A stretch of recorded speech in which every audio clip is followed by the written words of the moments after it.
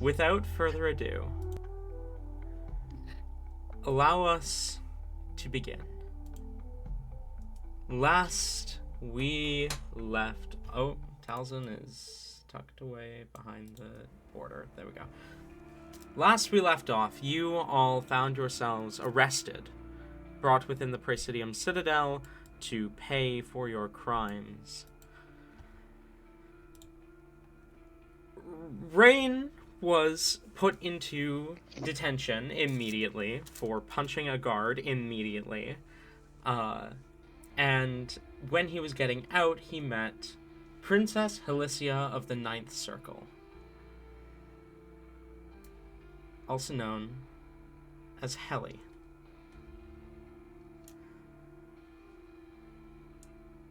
The two of them made their way up, met, kind of reconvened with Helibor and Talzin, and Helibor discovered that her roommate was, in fact, Heli. The roommate that she had been told that she was assigned, but that her roommate was down in detention when she was given her room. Rowan and Talzin ended up going to do mind their own goddamn business and just try and live out life for a little bit here, while Heli, Rain, and Helibor were having none of this. The three of them made their way into the warden's office to demand special dietary needs for Helibor, specifically raw fish to be made available for her convenience. And then decided to sign a contract with him by Heli's suggestion, in which if you beat him in a fight, he lets you walk free. You chose to fight the warden of the prison, where there is a permanent anti-magic field, in his office, where there is a permanent anti-magic field. Needless to say, it didn't go well. Helibor and Rain were quickly downed, and Heli surrendered shortly after. Quickly? We lasted most of the session. I will say, lasted a lot longer than I thought we would. Yeah. I'll give you that much. You lasted longer than I expected. But you were still quickly downed. So, Talzin, Rowan, the two of you are down below in the deepest depths of the prison, winding away at the power source to make sure the Citadel keeps running. When a few people come down to kind of join the shift and let some others off the hook, and as they're walking by, you hear one of them say, "Did you hear about that trio that got their asses beat by the warden? I don't think... Surely that's not what happened, right? I mean, they went in, and the warden carried them out unconscious, but surely they didn't get their asses beat by him, right? They must have." Like, his head like hits the gear in front of him. It just sits there for a second with it, just like knowing who it is. Rowan just so disappointed.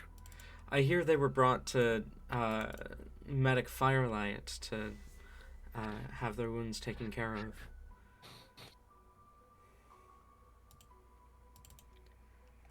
As the... Talzin will keep this in mind.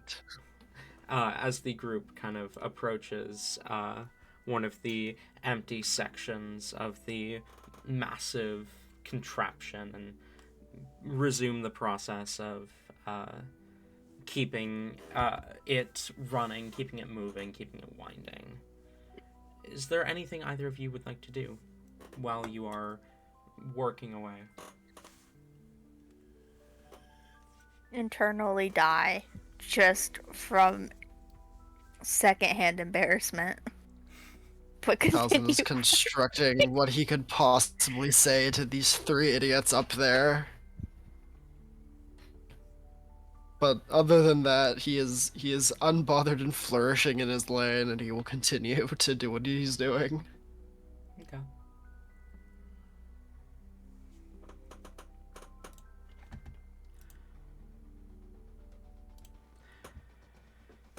Time passes. The two of you wind away and clear the gears and cogs and make sure the Citadel is running at its full capacity for some time. How would you work the whole work shift, or would you choose to leave partway through? How long is the whole work shift? It's about 4 hours until the first break.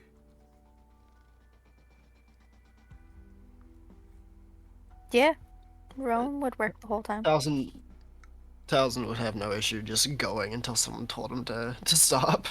Okay. At some point, a handful of extra guards come down, and one of them says, "All right, you guys can head back up. We'll take over for now. It's the lunch break."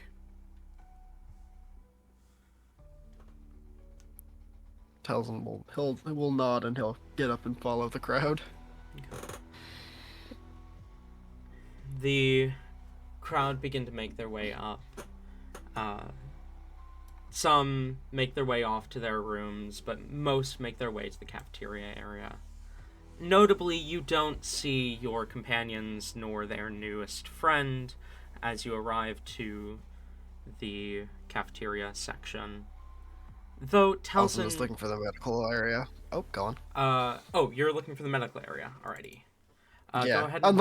unless something like stops him with what he is. That's just like his first destination is I gotta go find these idiots. Okay. That's pretty easy because you were given a tour of the whole place. You wander into the medical ward as we're going to go ahead and rewind the clock a little bit. Unless, Rowan, are you going with Talzin or are you going to the cafeteria? If Talzin lets Rowan, then Rowan's gonna go with him. Talzin? Are you... If Talzin's aware Rowan is following, Talzin would like actively stick close to Rowan. Fair enough. Alright. So we're gonna rewind about 3 hours in game time. Helly, you fall in front of the warden. You fall in front of Akuma Herodes as he looks down at you and sees you kind of... Or not Helly, Hellebore. I don't know why I got the two of you mixed up. Wait, which one was it? Our names are totally different. Wait. Helly's the No, one dude, that's Hellebore doesn't give up, man. No, okay, no, I was right. You're right, yeah. Helly, you kind of drop in front of Akuma as he looks down at you, kind of glancing over your wounds as he says, "Let's get you to the medic. And your friends, too. Can you walk?" I want to know, because I didn't describe it last time, but the blood, Helly is bleeding quite a bit at this point, and her blood is black in some places and gold in others. There doesn't seem to be any rhyme or reason to what parts are black and what parts are gold. And she glares at the warden like, this did nothing to quell her hate, and she'll do her best to stand up on her own and probably fail. Alright, let's, up you get. And he's going to go ahead and kind of pick you up, pick up the other two. and carrying the three of you walk out of the central office. He walks for a little bit, carrying the three of you to the medical ward. As Helly, you see immediately a tiefling woman with kind of short, kind of pale horns, identical to her skin color, and what appears to be half of a halo floating above her head. Glances at the approach as she kind of looks a little startled. Oh, Warden, what happened? They'll explain it to you. They challenged me to a fight and lost. They need your attention, Hope. Kind of sets the three of you down, each on a separate bed. There's kind of 12 beds within this ward, all kind of side by side. Immediately, the tiefling kind of approaches, pulling out some medical implements, and begins to check for wounds, check for lethality, and after making sure that the three of you are stable, Akima Herodes walks out, leaving you alone with the medic, as well as two other sleeping patients. When you say half a halo, what do you mean by that? It is, so you know how a halo is usually a full circle? Mm-hmm. This one's only half a circle, and it looks as though it is broken at the edge. Okay. And all right, is it on fire? No. I might have missed it. Okay. No, it is it is glowing slightly, like and it's a gold color. But otherwise, besides the halo, she looks like a tiefling. As soon as Akuma's out of the room, then Hallie will kind of glance up to hers and see if anything has changed. Your halo has not changed. Mm. And then she'll, still pouting and bleeding and still tear-filled eyes, but she'll why is yours working? What do you mean working? She kind of responds as she's bandaging you. Hallie would nod towards her halo.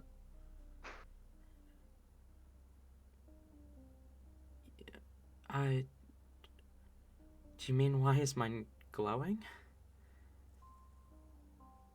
Why isn't yours? That's what I want to know. The glow should be a biological process. It shouldn't be suppressed by the anti-magic. At least, assuming you've got a normal halo.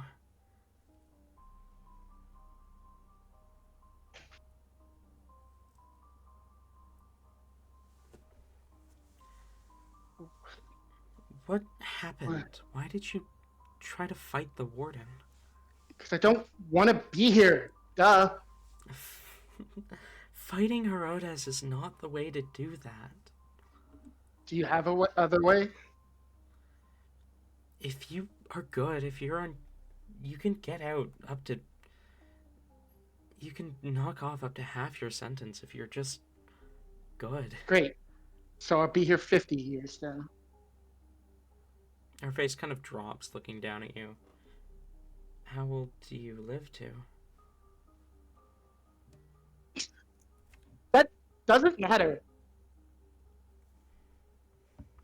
It does. Your sentence is based on how long you live.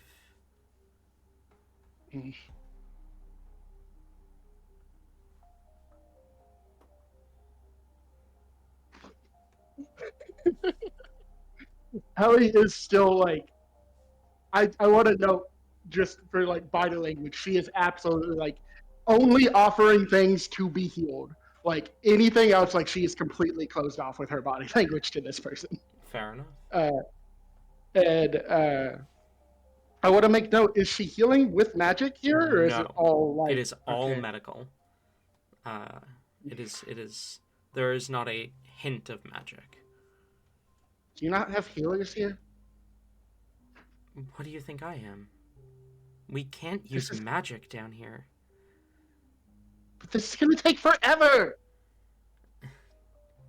The other option is to let dangerous mages do what they want and let people who can teleport escape easily. It's a bit of give and take, but, you know, I'm good at what I do.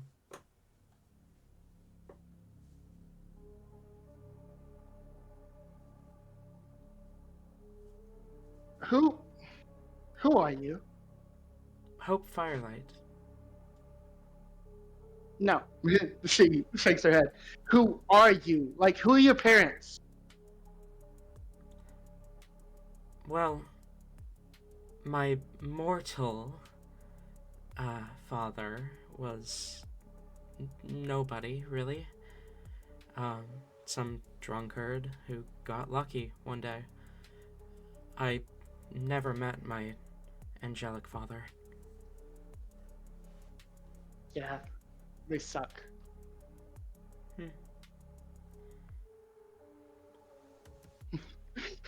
Ellie feels better knowing that her mom's in her life.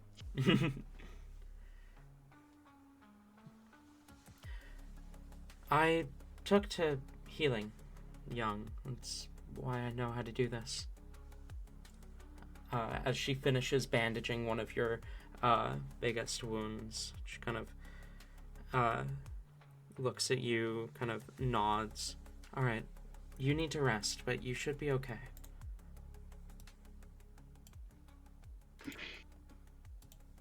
Who was your? Which one did she? Who did she say it was a? She just said parent for her angel. She said angelic father. Who did your father serve? I don't know. My You know, my mortal father didn't even know he was an angel until I happened.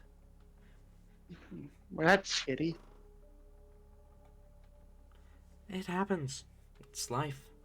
It's how us half angels happen. Not how I happened. You're lucky. I am. She moves over to start tending to Rain.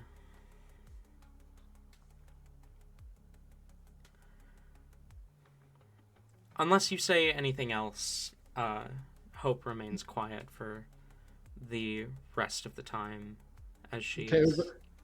There's a lot of staring and pondering at Hope, but I don't think she'd say anything. She bandages and tends to Rain, then Hellebore,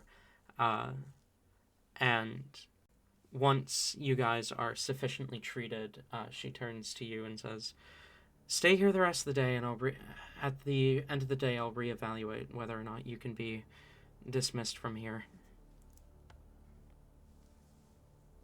I'll think about it. She approaches the door, closes it, and locks it, stuffing the key into her pouch before walking over and kind of picking up a book and flipping through it. "If you need anything, let me know." So she's still in the room? Mhm. Damn. Um, Then Helly's gonna try to silently cry instead of loudly cry then.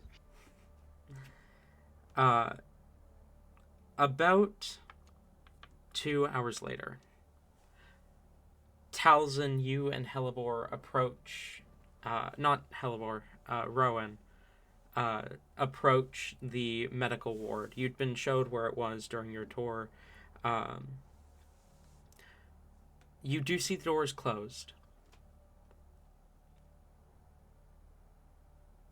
What do you do? Talzin's gonna very politely and quietly knock on it. You, Helly, you are. Would you have fallen asleep? I'm gonna roll for it. Okay.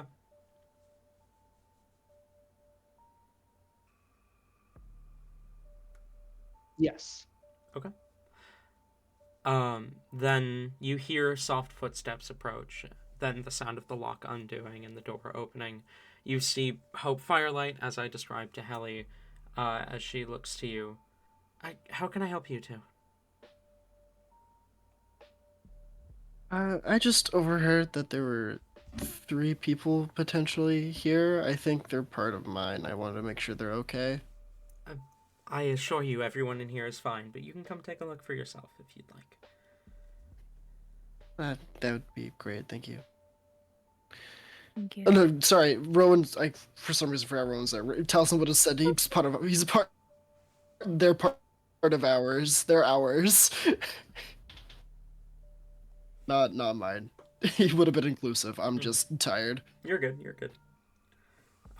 You guys step inside. You And then see. if we're allowed to walk in, Taliesin. You step inside. You see the beds kind of laid out. Notably, you do notice Hellebore, Rain, and Helly, though Rowan hasn't met Helly, laid out kind of right next to each other, sleeping soundly, but you do see bandaged and clearly treated. You do see 2 others as well.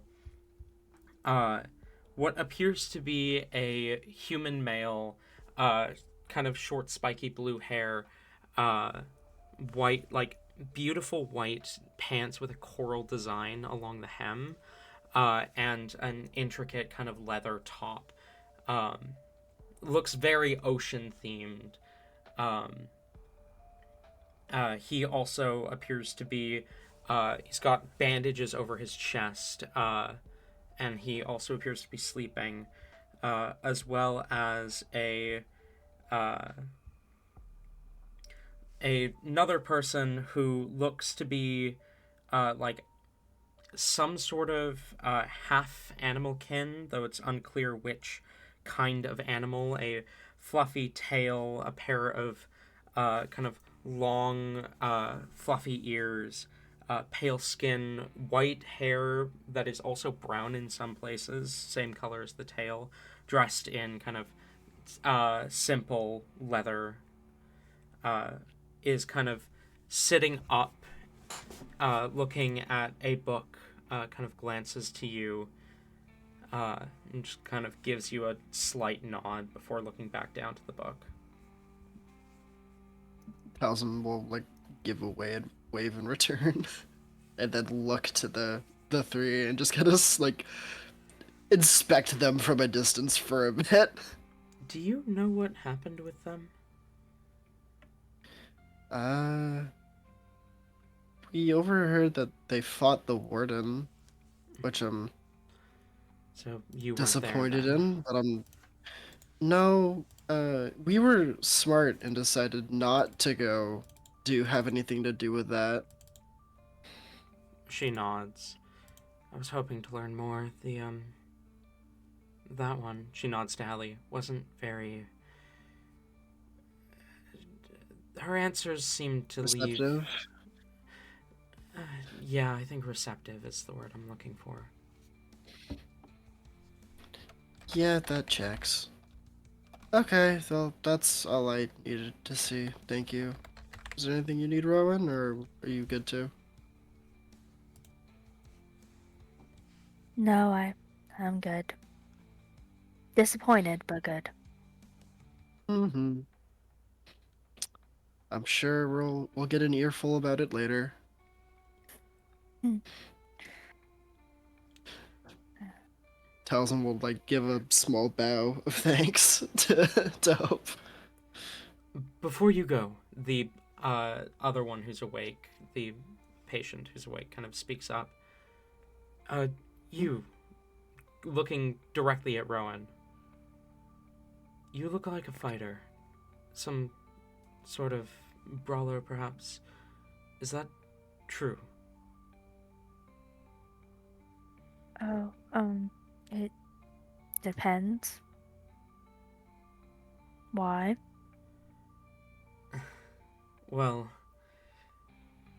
my usual partner in the fighting pits kind of glances to the fourth unconscious patient, is currently down for the count, and I've got a fight coming up tomorrow.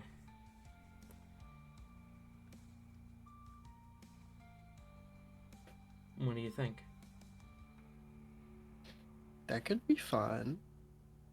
You could let some steam out on other people that wasn't Rain. Yeah. It's true. Are you implying Rowan beats the shit out of Rain on a daily basis? Not on a daily basis. That just if given the chance, he would. Just in Just their every head. other day. Rowan wakes up and starts his day by imagining he's kicking the shit out of out of Rain, gives a sigh of relief, then gets on with it.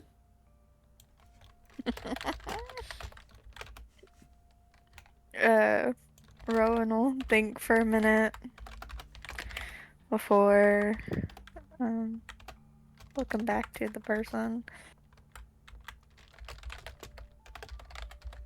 Do I get anything from it, or do I just go in and fight and then leave? Well, if we win, we can split the Electrum reward. Is it just hand to hand, or with weapons? Weapons are provided, though it is heavily monitored.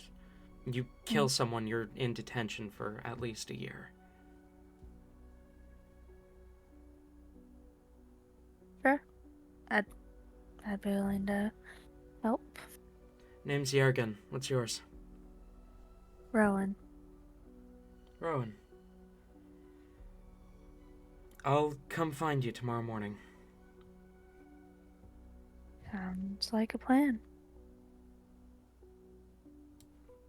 I like how the two routes we've gone through with this prison are either make friends or fight the warden. Are you really that surprised? I mean, No, but like Talzin has a buddy, you now have a buddy, and the other three fought the warden. Hey! Hey, we Rain has got a buddy we in got prison. yeah, we got each other as buddies now. Oh, see, sorry, that's not the way I was not the gonna go. same. I was gonna go the way of That's Rain's buddying up with the warden right now. That's not. Literally. No. Helly has... No. Or Hellebore has Helly, Rain has the Warden, Rowan has Yerrigan, and Talzin has Critical. Exactly. Alan, I hope that you know I'm heavily judging you for the name of this character. Jurgen? Yep. Yerrigan. Yeah. Jordan. Just because it's spelled with a J Jordan? doesn't mean it's an English pronunciation. It's Yergin. Jordan? It still sounds like it. Jordan. No, That's I'm wild. not. No, I'm not saying that to you, Noodles. I'm saying that to Tabby, who was saying it's Jerrigan. It's not Jerrigan, it's Yergin. Yup. Aaron Yeager. Eren Yeager. Sure, if you want to compare the name to that, you can. If that'll help you pronounce it correctly, comparing it to whatever, Eren Yeager. Wait, how do you mispronounce Aaron Yeager? Is that not how it sounded out? I bet he's got the move. I bet he's got the moves like Yergen.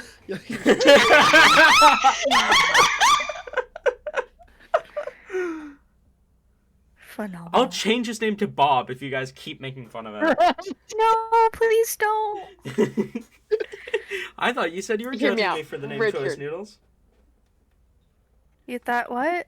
I already have a Richard in this prison. I thought you were judging me for the name choice, Noodles. Now you don't want me to change it. I don't want you to change it. I'm judging you for being a nerd. Anyway.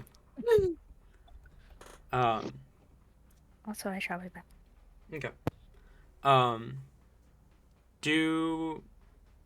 It sounded like you guys were leaving Talzin, Rowan? Yes. Okay. In that case, you guys walk out, and because Noodles is gone, we'll come back to you in a minute. Rain, Hellebore, it's probably another 30 minutes, give or take, before you finally wake up. No. Hellebore, it's probably about another 30 No, minutes before absolutely you wake not. Oh my god. up. Rain's been awake the whole time, but like, shush, we're not going to talk about that. I'm pretty sure that was Ayla saying Rain isn't waking up, actually. Yeah.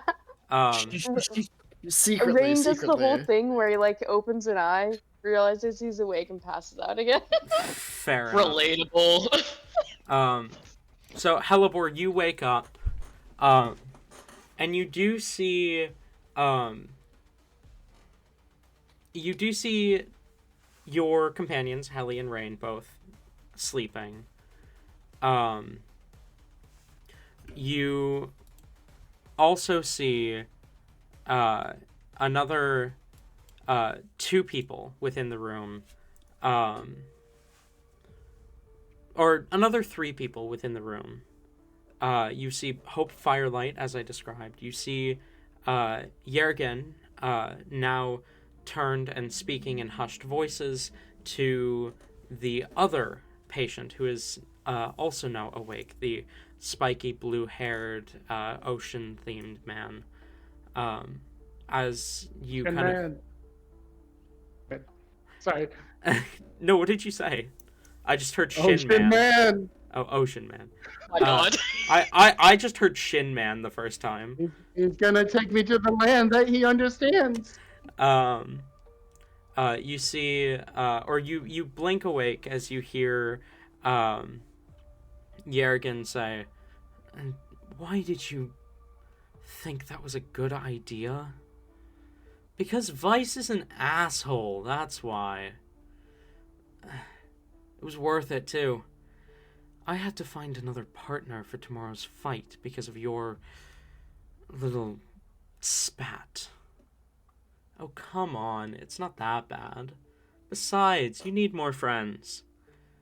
"I have two, and that is more than enough. And one of them is Vice, who's an asshole. So really, I'm the only one who counts. Because Vice is just using you because you don't know how to say no. I know how to say no. It's like this. No. Cool, now use that when he asks you to do something. No, I like helping. It's not helping when you get up and go get him food from the kiosk just because he doesn't feel like getting up. It's the same. Yes, it is. Yergen, you need more friends." Not Talon putting on the most relatable fucking conversation. Yeah. I am always, every single time, like, amazed at how you can do that. Hellebore, do you do anything, or do you just listen to these two chat? Alright. I feel like she kind of stirs and like instinctively kind of begins to get up and then like hears talking and just does like the freeze, like the animal freeze, they won't know I'm here if I don't move type of thing. Until like if there's any sort of like lull in the conversation or like they go silent or something, she looks over and sees Helly and Rain seemingly at least breathing, not dead. Mhm. They look And stable. Okay. She's going to like creep over, like as keeping as low as she can, probably like almost crawling, depending on how far away it is. And then she's going to like try to shake each of them like very, very gently to wake them up.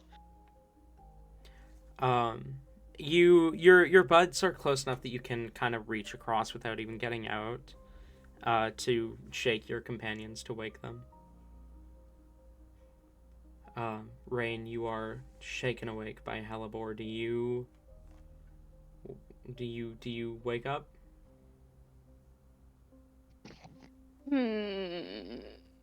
Let me think on that. What type of shake is it, Hellebore? Yes. please. It's not like an extreme, oh my god, are they dead kind of shake. It's just like a slight, like just a casual trying to wake someone up type of thing. If you don't immediately, actually, either way, she's immediately beginning to like almost like fucking patty caking in between like Helly and Rain, and she's trying to like lick their wounds as best as she can, even knowing that like she doesn't have the magic behind it right now. She's Oh. examining them. She's completely like she's expecting like basically like Hey. needle marks, like they've been experimented on. They're probably like she does not trust these people one fucking bit. Like she's looking them over to make sure that they're okay. Okay. If I may, Rain, do you mind? Ayla? Oh, go ahead. Go ahead. Okay. I think at the nudges, like at the shoves, Ellie just kind of like mutters like, "Meh." And then like when, correct me if I'm wrong, Hellebor's tongue's like sandpaper, right? Like a cat tongue. Oh yes, Like, absolutely. like the moment you do that, she like shoots up and probably falls off the table.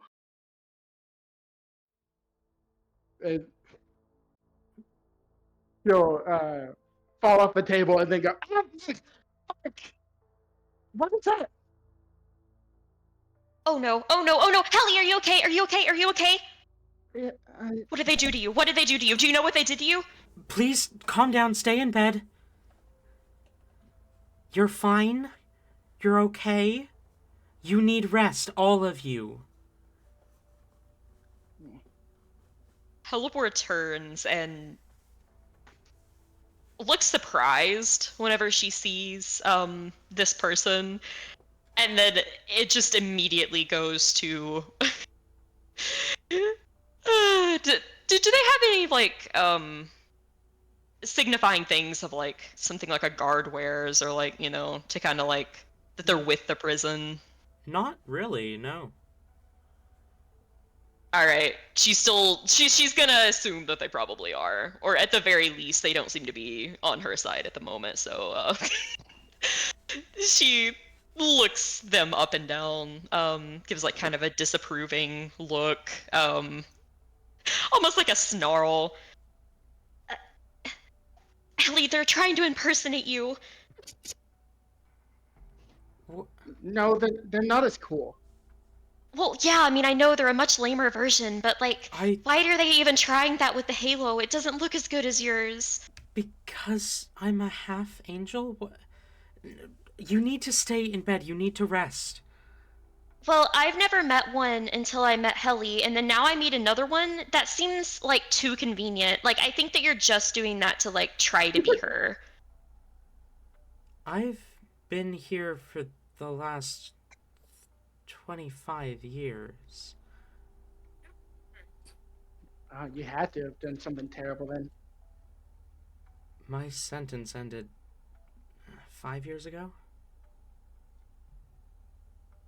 It's still 20 years. Look, you need to rest, okay? Please just stay in bed.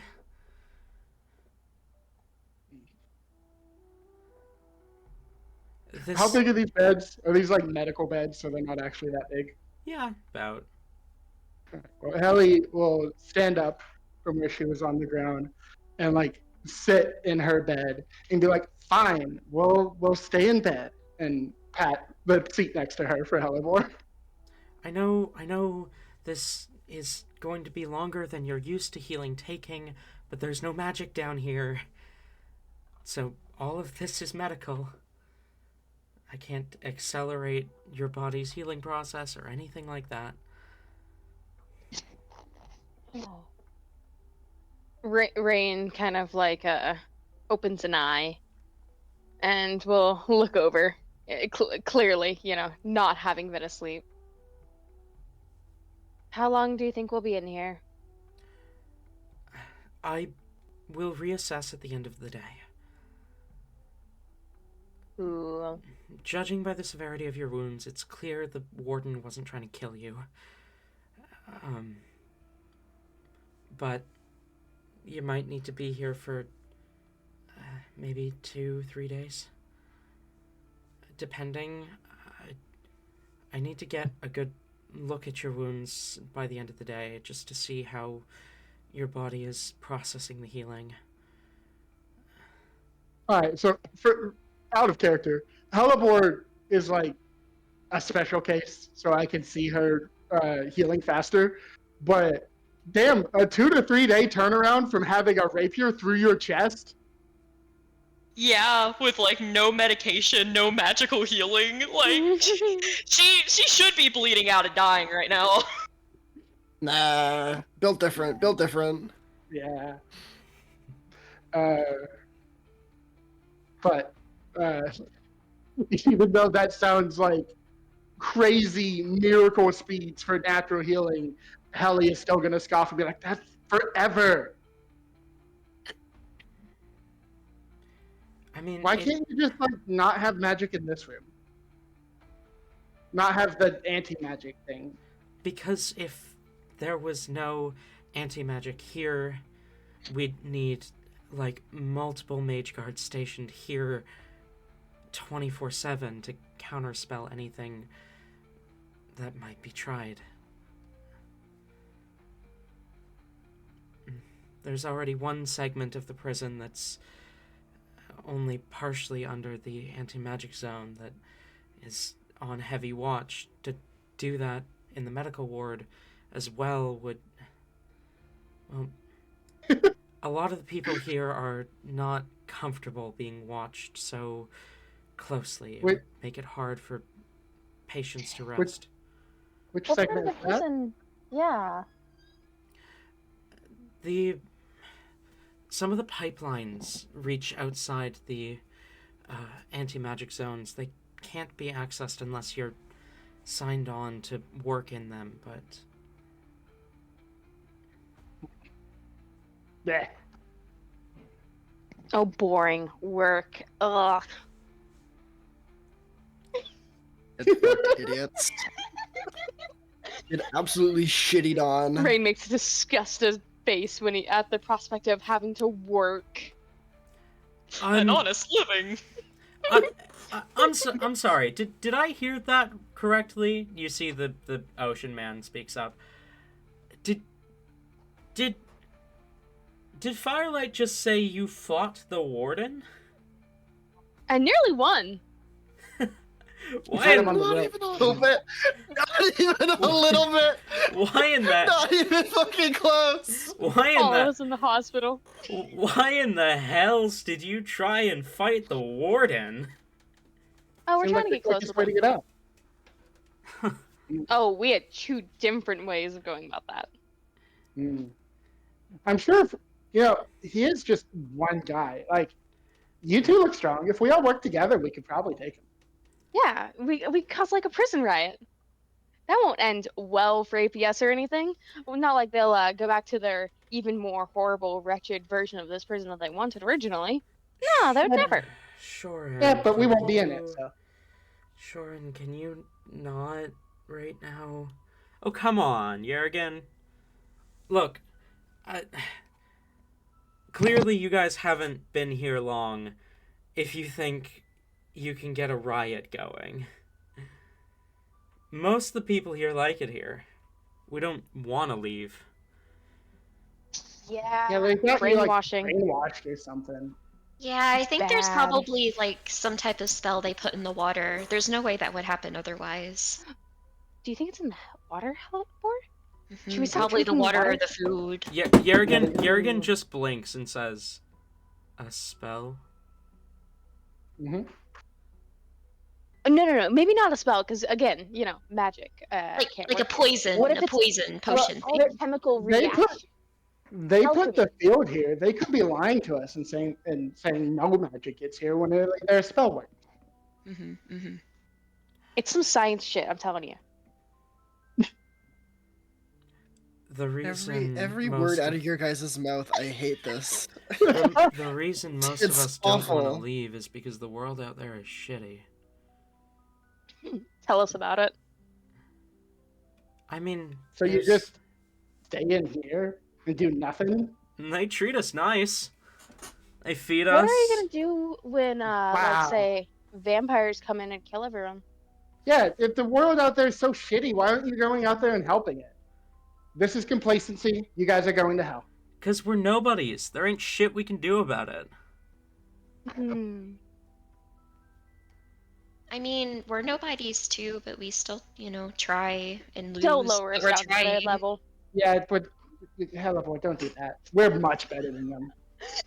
Oh, sorry, I shouldn't have said we. You guys are amazing. I meant me. No, Hellabort, you're right up alongside us.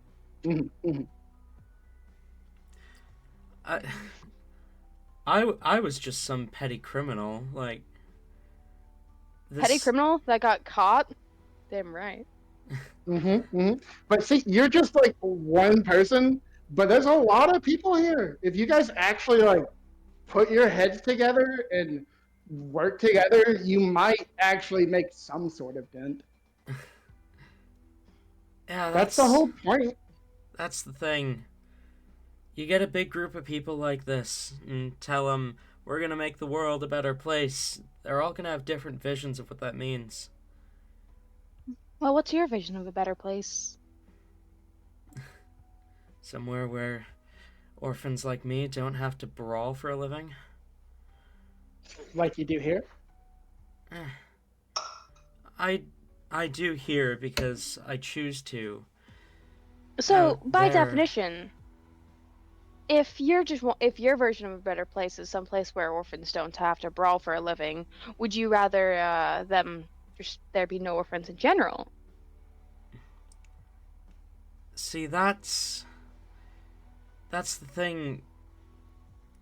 You're on the right track. It's the exact philosophy I'm talking about. No one's gonna have the same vision, even if they all say the same thing. Yeah, Yeah, but because we some can people all- could take that as we kill all the orphans. Some people could take that as we give them all nice living homes. Well, they might not all have the same idea, but like, you're all here and you're all staying here because out there sucks. So you all agree that there's something that needs to be done, but you're not doing anything about it. Ergo, complacency. If we stay down here, we can make sure this place doesn't become like that. It's not complacency so much as, we were forced into this world. Might as well make the most of it, right? Were you not forced into the other world as well? I mean, Yeah, but most of us in the other world, we were angry at it. It took from us, and so we fought back. It's what got us sent down here, fighting back. And then, we get down here, they treat us good. We realize if we can keep this place like this instead of letting it fall to what outside is like, at least there's somewhere for people like us to go in the future. so if I were Wait, to tell you hold the on. world out there is ending, and that the outside world ending is going to affect in here, because guess what? You're not gonna be able to get any more prisoners. Food's gonna go dry. Like you're gonna start having major problems when the world ends out there. What exactly are you gonna do about it then? When you guys are the last ones alive? This citadel's called the Praesidium Citadel. The Citadel of Protection, some people call it. It's Wait, self-sustaining, I think. I don't know how it works. You guys are such. What is the murals have? Sheep. That's the one. You guys are such sheep. If you like, everyone down here is here because they fought back against the system, and so what the system do? They just threw you in a place where like You could just chill and be here and not leave everyone who's not fighting back against the system up there. That's propaganda. That's manipulation on their part. All of this is wrong. Look, hold on, really quick. I just want to correct you on something. Helly, actually. Sheep aren't like that. You see, sheep are actually quite amazing creatures. It would be an insult to call them sheep. It would be well, an insult to sheep to call these people sheep. Sheep are wonderfully intelligent creatures. I mean, Harbor knows all about them. Lots of Harbor's friends are sheep. Oh, the closest Sheep are very good. The closest thing to a sheep I know is a demon. So. Ah, okay. Well, that's fair. We can introduce you to some sheep at some point when we get out of I here. can introduce you to my demon. Oh, I like that idea. You can. Rain stops for a moment, and like a brief look of sadness goes across his face. I've got one thing to correct you on as well. What was your name, Helly? We're not down here because we tried to fight the system. We're down here because we hurt people. All of us hurt people who didn't deserve it. We were threats, not just to the system, but to innocence. It's the only way that APS would take action. Hellebore is going to kind of like just lean into Rain and Helly at this point. They have them really, really messed up. I think they actually think that they did something wrong. I really hope. I bombed a village. Big deal. Well, why'd you do that, silly? Because I was mad, and the mayor's son beat me in a brawl. I wasn't having it. Blew up the fucking town hall, then ran for the hills. The city guard, the local military of the Empire tried to track me down, but I fled to Asunia. It was there that APS finally got involved, tracked me down, and found me. And do you feel sorry for it? Do you regret what you've done? Yeah. Helly just starts laughing. You think that's gonna help? You did an awful thing. You're gonna live out the rest of your days down here because it's comfy? That's not gonna help when you're in my place. Hell doesn't care how you live the rest of your life. You didn't do anything to fix it. You gotta be fixing it up there, dummy. I mean, honestly, Hallie's got a good point. You're literally doing nothing to make amends with what you've done. All you've done is do one horrible, fucked up thing, and then you're just living on the rest of your life like, oh no, woe is me. I'm so sorry I did that. You got a good deal here. I've still got another 7 years on my sentence. Mm-hmm. And what are you gonna do after? I don't know. You gonna stay here like the others and just, oh, I'm helping? I'll make that decision when my sentence is up. I think you'll be dead before your sentence is up, though. Just how long have you been here? About 6 years, give or take. They gave you 9 years for blowing up a village? I said I have 7 more years on my sentence. Kelly looks down at her fingers and does some math. That's still ridiculous. To be fair, I mean, I didn't even blow up the whole village, and they gave me 100. That's unfair. I'm, first of all, human. Second of all, there weren't any casualties, just injuries. Wait, what does you having to be human have anything to do with this? Our lifespan defines our sentence. That's not fair either. Because, like, what? Okay, what if an elf goes in here, and they, because they live for so long, they get like 100 years or so, and then But they're married to like a human. Their human is gonna get punished because they're never gonna see their spouse again. I mean, hold on. No, the lifespan thing that's not accurate. That's not accurate anyways. You can't just tell someone's lifespan by what species or race they are. That doesn't work like that. No, some of us have other life-altering events that happen that kill us at a much younger age. That's such bullshit. That's how their judgment system works. So, do none of you have a problem with this? All of Well, this I is know you true. do, Helly. I do too. It's because they're racist. We already know that they are. Exactly.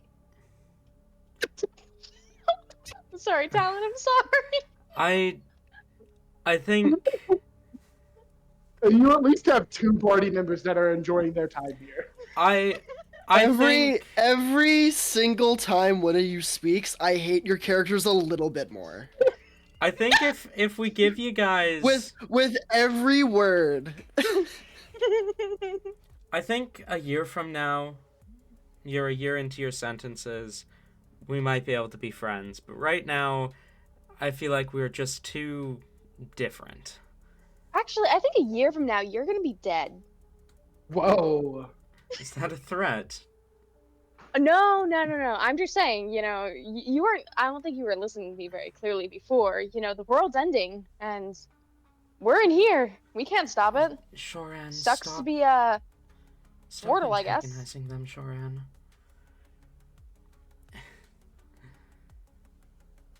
Look, if you're looking for a fight, you can meet me in the pits. Shoran, Sorry. you need to I don't do recover fish. first.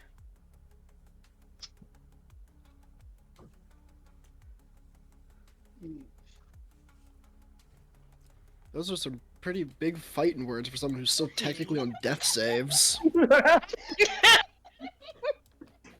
Look, Rain's gotta save up his strength to go out the warden again. He might send Pelibor after the fish, though. God, no.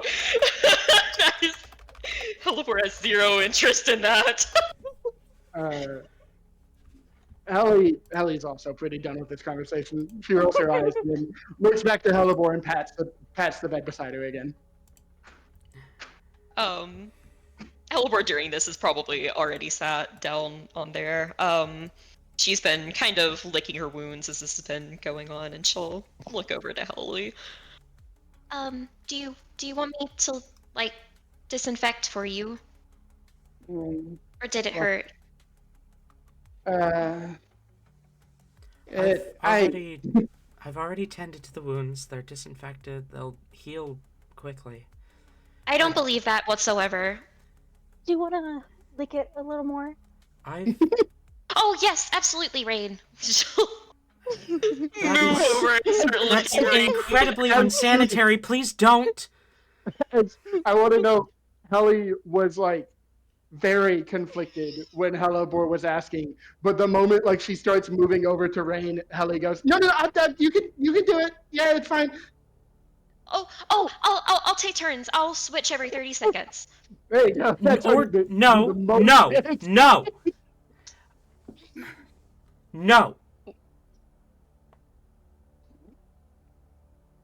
No, what? No, you are not going to take this into your own hands. I am the medic here. This is my medical ward. What's gonna happen If you mess with my treatments, you could delay your getting out of this ward by, like, weeks, months even. You could kill someone. Rain's gonna lick his hand. I've healed people like this, like, my entire life. No one's ever gotten sick from it. And I do kind of know what I'm doing. And do you have magic? No, but animals, like, lick their wounds all the time. That's a natural thing. You are not a wild animal, are you? You are clearly at least part tabaxi, which means you have a very different biology. And again, don't have access to your magic down here. And again, Nah. animals who clean their own wounds by licking them are cleaning their own wounds. They lick each other's. They do that all the time. You are not going to lick the wounds of any of my patients. Well, we're not your patients, we're our own. You are in this Oh ward, my. you are my patients. We're gonna I be in am this the prison medic for here. like 50 seconds. Guys, I'm gonna be so honest. I don't know how much I can do this. I think we can probably, if Noodles is here, we could probably skip back to them because this argument's gonna take forever. Like, I don't know how much of how much I can sit, how much longer I can sit through this bullshit. I don't think I can do another session like this. I'm gonna be so honest. It's pissing me off. I'm so upset. Like, genuinely hearing this. Like, oh my god. Not like to be mad at anyone, just like the entire way it's happening is just like upsetting to me. I'm sorry. My brain hurts. Rowan, Talzin, you guys step out of the medical ward, and are left to your own devices. It's lunch break right now, but you don't necessarily have to go back to working afterwards if you don't want to. What do you do? Wait, so question. Mhm. For jobs here, do we just make our own hours?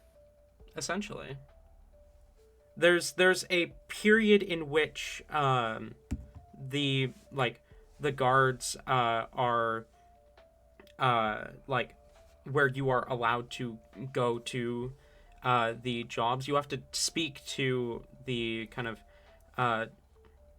the job office in order to register and actually be paid in Electrum, but you don't have to work at all in order to survive down here.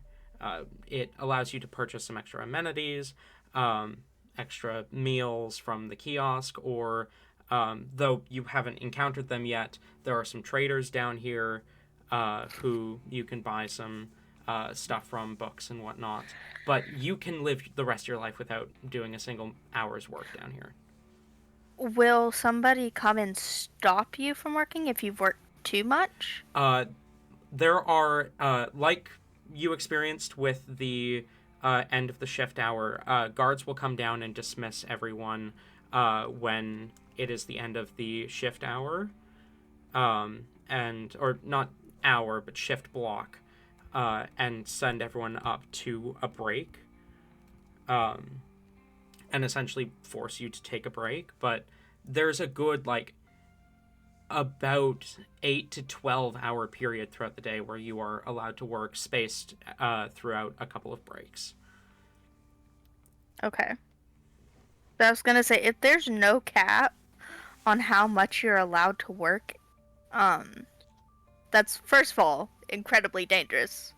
And second of all, exactly what Rowan would probably do. That's what I was about to say. Workaholics. If there wasn't gotta love anyone physically telling Talzin to stop, physically telling Talzin to stop working, he would just be there all day, every day.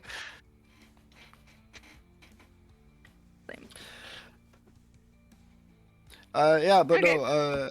As far as what we're doing, I don't know about Rowan, but Talzin's just like eating and resenting. Just brooding. You make your way to the cafeteria area, and Talzin, of course you don't see your companions, but Talzin, you do recognize one person sitting alone at a table, a pale-skinned, white-skinned tiefling, Critical, who does not notice you as you approach the cafeteria area. Is Rowan still following Noodles, or? Yeah.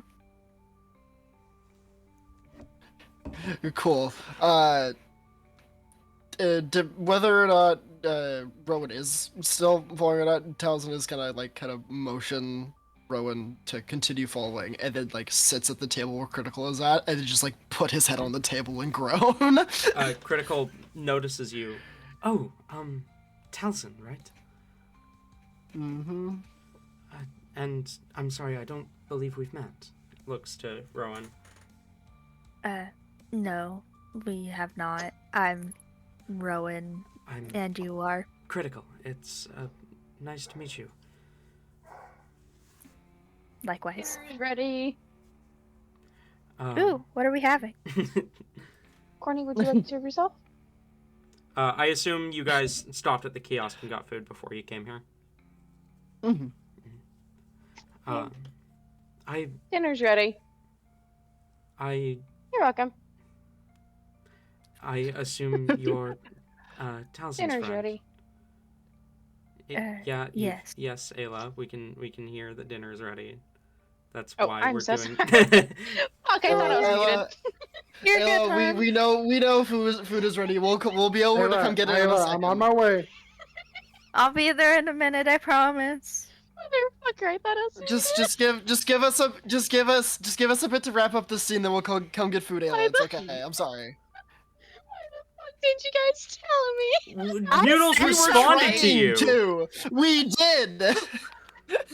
You said, the first time you said, dinner's ready, I said, ooh, what are we having? And you just didn't respond. I registered that somehow as Rowan. Amazing. I love that so I'm having a much. fucking panic attack.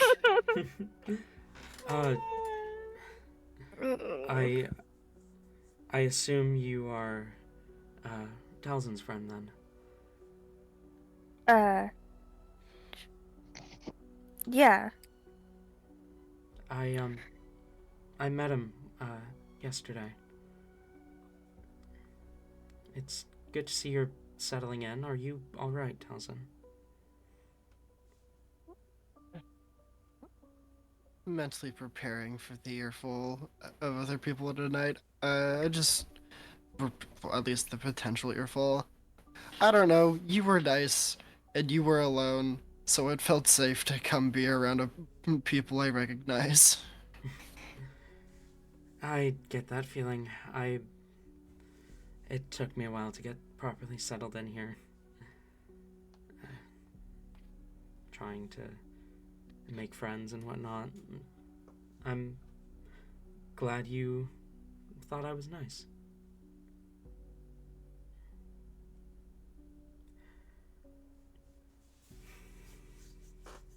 Our friends fought the warden. That was your friends? Unfortunately. Yeah. I hope they start to understand how this place works soon. They won't. Yeah, they won't. Did you know the warden used to be one of us? I think Talzin overheard that, yeah? I Or am no. not sure. I don't think, no, sorry, Talzin didn't overhear that. It was someone else in the party. I think it was, I know people in the party heard. I don't think Talzin was there, though. Fernick overheard it. Fernick likes to pop in every now and again, like, hey guys! Oh, in prison, I see. You silly. Here to visit my son you- and daughter. What did they do this time? Heard it coming to pay our bill. Like the dad that comes to collect their kid in the principal's office. Like, alright, what'd they do this time? Just Okay, because I'm yeah. getting you out of this prison doesn't mean you're not going to a different one. What? Fernick's been making a prison for them this whole time. Yeah. A specially made one just for them. Yeah, and they can't call Fernick corrupt. No, they can't. Fernick is dad. Fernick is father, and father can never be corrupt. Yeah. So then Fernick is they best dad. Sorry, Todd. So then they'd finally realize they actually did something wrong. Mm-hmm. No. He would just Fernick would just be like, you sillies, and let them go. I mean, Helly can call him corrupt. Ellie doesn't know shit. That's true. Helly can. This is true. But Helly's immune. Helly's Neither does immune to. Rowan. Helly's immune to father energy, having two moms. Oh shit! I didn't think God. about that. Oh god. I think this means Todd and Fernick have to fight the moms in a battle and see who wins. Once we get to level 20. We need to have a parental figure fight. Critical kind of gives kind of a thoughtful look and says, I mean, this place is supposed to be a fresh start. You don't have to associate with them anymore. I mean, technically true. I don't know if I can pull that off, though. I don't know if they would let us. Rowan, maybe. They wouldn't let me get off the hook that easily.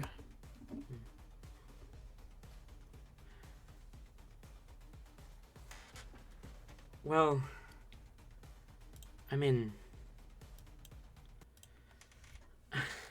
if there's anything I can do for you, just let me know, yeah? Of course. If I think of something, I'm sure I'll bug Rowan to come with me so I can tell you. If you don't mind, I don't think I asked when we met. What are you here for? Talzin will take his head off the table and then roll and like undo the bandages a bit and pull them up to show the not only like the just like the wounded scars, but also the curling like blood archaic runes curling up his forearms up to just his arms and shoulders. Like and he just like puts his arms on the table and goes, blood magic. Oh, shit. That is... Huh. Didn't know it was illegal until a couple days ago, though. Well, surely they relied on you for that, then. I don't know what a light sentence is. It was 7 years late? For blood Was magic? it 7 or 5? It was... It I was believe it 7 was or 7. 5. 5. No, it was... I thought I got 7. Oh, Rowan yeah, got Rowan 7, I got got 7, 5. you got 5, yeah. Yeah. For, 5 years? for blood magic? That's really light. What's it normally? 10, 15. It's outlawed Oh. by the Council of the Archmages themselves, so... They often try and handle it, but APS usually intervenes, from what I understand. And how would they have handled it? If you know. I don't expect you to. What I know for sure is that the Council of the Archmages don't have a prison to take you to. Oh. Well, if that's the outcome, they could have just let me live. They could have just let me go for another 10 years, and it would have happened naturally. Yeah, that's part of why APS tries to intervene before it's too late. Fair enough. How about you? You didn't tell me either. I killed a lot of people. It's nothing. It's nothing. Oh, you know. Oh, you know. I had a bad morning. Just some girl boss energy. It's okay. If anything, I'm down here for my own protection. I wasn't exactly myself. The anti-magic protects me. Fair enough. Who were you then? I was still critical, but my mind wasn't my own. Whose was it? It doesn't matter. It was many years ago now. They're Aw. probably dead. As is Aw, everyone I knew. okay. My condolences. It's alright. I had some friends, yeah, but I mean, most of them had fallen with me by the time I ended up where I was. Huh.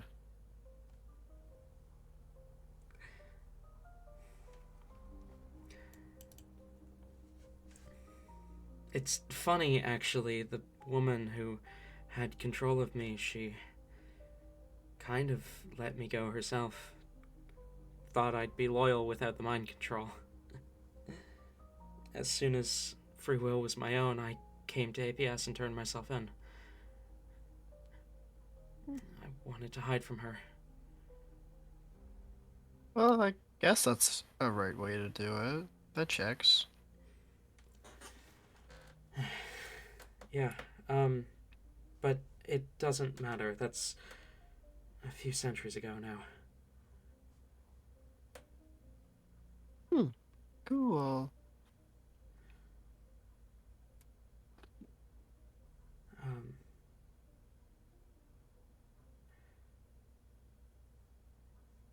sorry, it sometimes hurts to relive the memories. No, you're good. So how are you settling in? Fine for the most part. Erwin?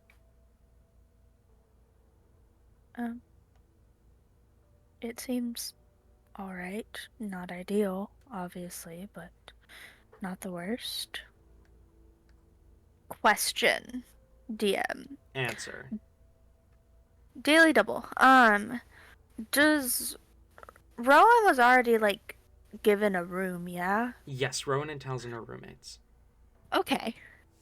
That's fine. That was gonna be my next Wait, question. roommates.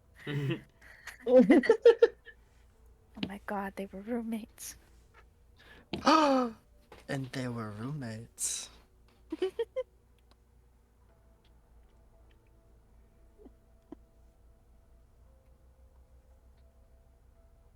Damn it. I'm thinking about that one post that's like two vampire friends standing in front of a tomb. And one of them's like, "Oh no, I guess there's only one tomb. Guess we're gonna have to share." The comment is, and they were tombmates. Ugh, I love That's the pretty internet. good.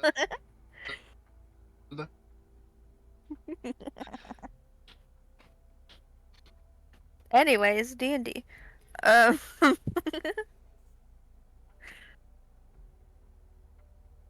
yeah, just Rowan's just like, yeah, it's fine.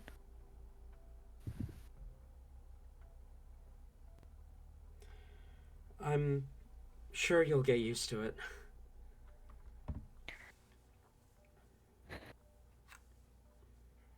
Don't I have mean, much of a Rowan's got a choice. fight tomorrow, so that should be interesting. Oh Oh, yeah, I forgot about that. you're in the rings then. That happened like 5 minutes ago. How did you already forget? Because I genuinely feel like I'm gonna get chewed out later. Chewed And I'm out by By who? who? tired. By the three in the medical room. I Don't mean, want to know. Rowan has never met guess. Ellie. Yeah, but Yeah. if Helly's hanging out with Rain, Absolutely not absolutely is true. going to be joining in. Honestly, fuck them. You've got the chance to be independent. Mm. Independence isn't all it's cracked up to be sometimes, but at least I get to You're do saying that something to a man productive. who lost his independence for years. He did kind of just explain that. I stole independence and then immediately was let down. Anyways, do you know much about what it's like fighting down here? I just kind of signed up for it. Well, there's a bit of a armory. There's a few options for weapons that you can pick from. A lot of the fighters end up choosing to make their own. There's a medic on standby and guards keeping watch so no one gets too hurt. It's a three hit rule. So it's not a fight until you're down usually. Every now and then they've got one of those where they just really let you have it, but normally the guards enforce a 3 or sometimes 5 hit match where first to land 3 strikes to the chest, or if done safely, head wins the match. If it's a 2v2, then typically it's if you take 3 blows, then you're out for the rest of the match, or 5, or however many. Sometimes they do tournaments.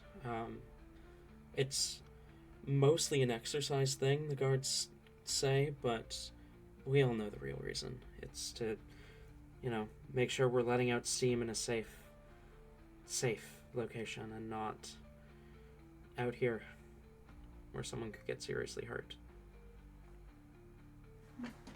Well, Rowan's pretty killer with a bow, so I think it'll be clean sweep.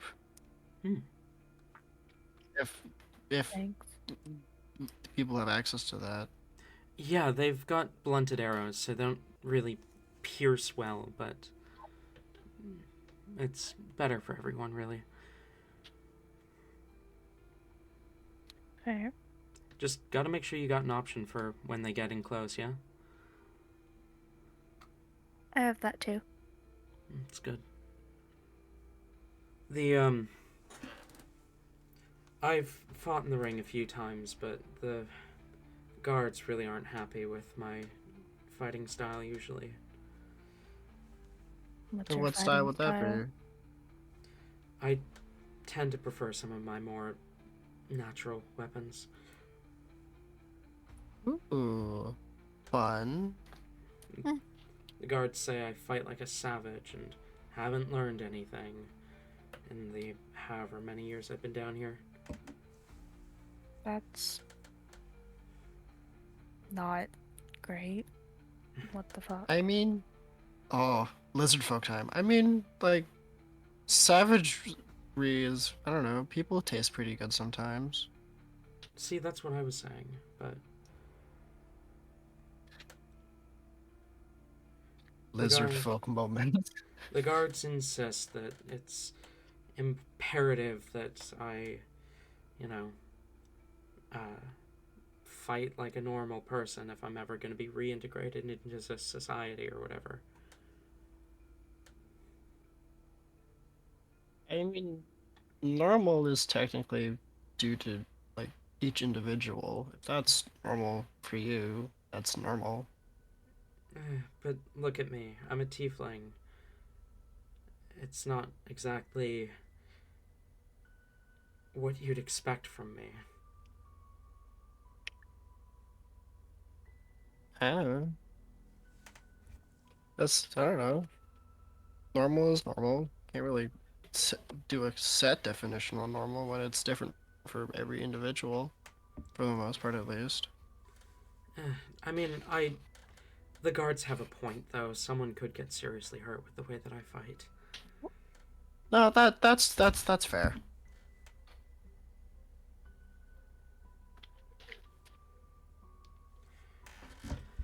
But, I'm sure it'd be fine for you.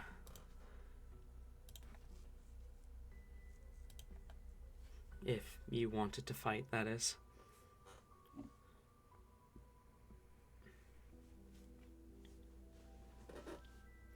Fair. I tend to spend more of my free time practicing my instruments nowadays. What instruments?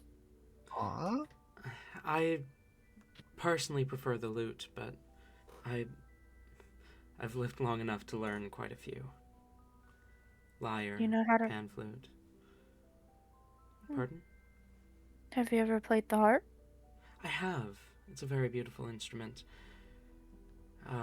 My old mistress wasn't too keen on it, but what could she do? She could do a lot, but you know, she wasn't always in control.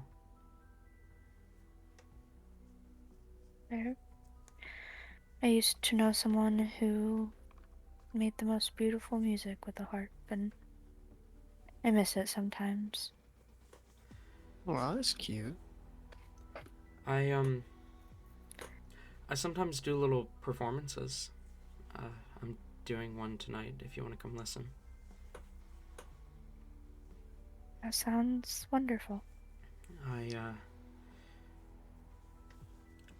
The pipe systems, they've got beautiful,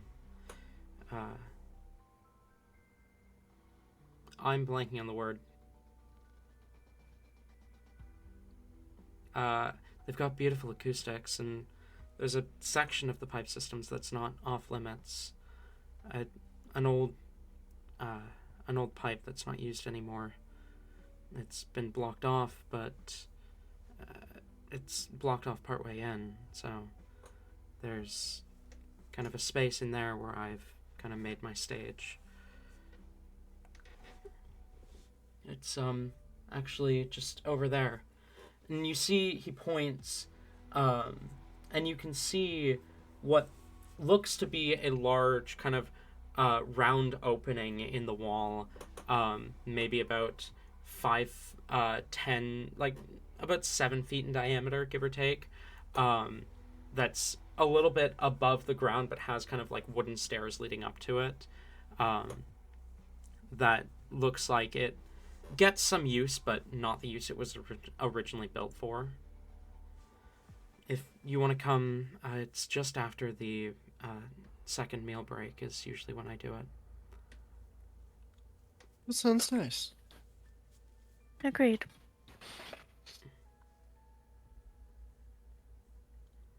I'll see you there then. Yeah. I should Yes. head back to my room, get some last minute practice in, but it was nice chatting with you too. Thank you for not running. I spent my whole life running.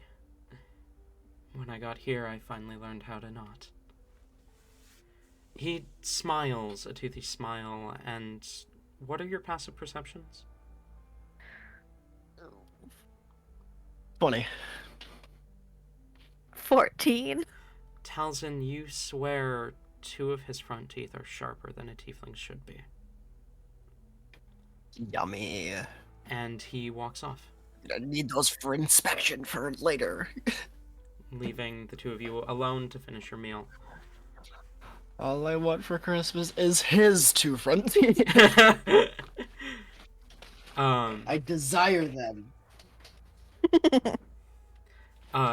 You notice out of the corner of your eye as you're eating what looked to be a pair of guards making their way towards the medical ward in a hurried pace. Oh no. I bet I know who they're about to deal with. You want to go find out? Yeah, I might as well. Talzin is gonna take a deep breath and then get up and follow. Rowan as well.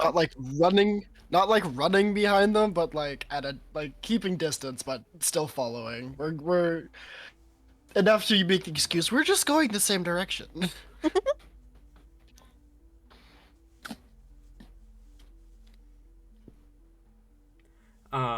You make your way to the medical ward. We're gonna cut back over Heli, Hellebore, Rain. The argument goes on for some time before Hope kind of gives a look to Yergin and gives like a gesture, and Yergin kind of darts out of the medical ward while Hope tries to stop Hellebore from licking the other patients. They genuinely don't know how Hope is going to stop. Like, it is 3v1 here, and like, I assume Hope doesn't want to kick our ass. She probably could, but she doesn't want to. And all we're trying to do If is you keep are on lit. death saves. she's We've been healed. yeah, they Yeah, would be at fair about enough. like half health, give or take. But like, Half. my Oh, point, okay. my point is like, this isn't like straight up a fight. I mean, like, I don't know how they're gonna keep Hellebore away from us in such a way that we can't even get her to lick us. She is trying to like physically hold Hellebore away from you, so I am going to call for Oh, an athletics or acrobatics check from Hellebore. Can I give her advantage because Helly would absolutely not stand that. Like, she is trying to tackle Hope. Sure.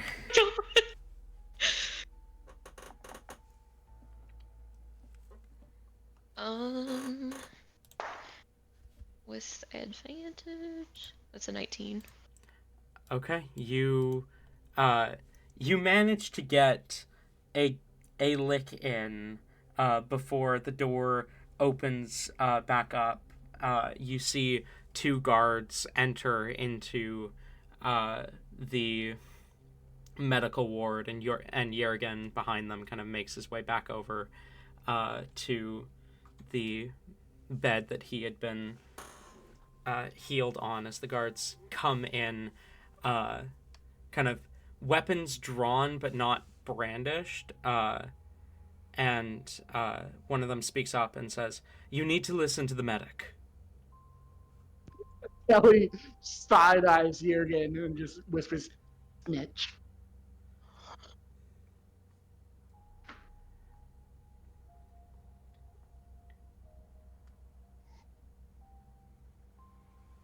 What are we Hellebore doing? just looks fucking bewildered. Like, there is genuinely. She does not understand why. No, she literally thinks that, like, these people just want to keep them there to have them not heal. Like, she literally does not see how, like, she is trying to help and they are stopping her. We might need to cut to all of us being knocked the fuck out back on our beds. No, she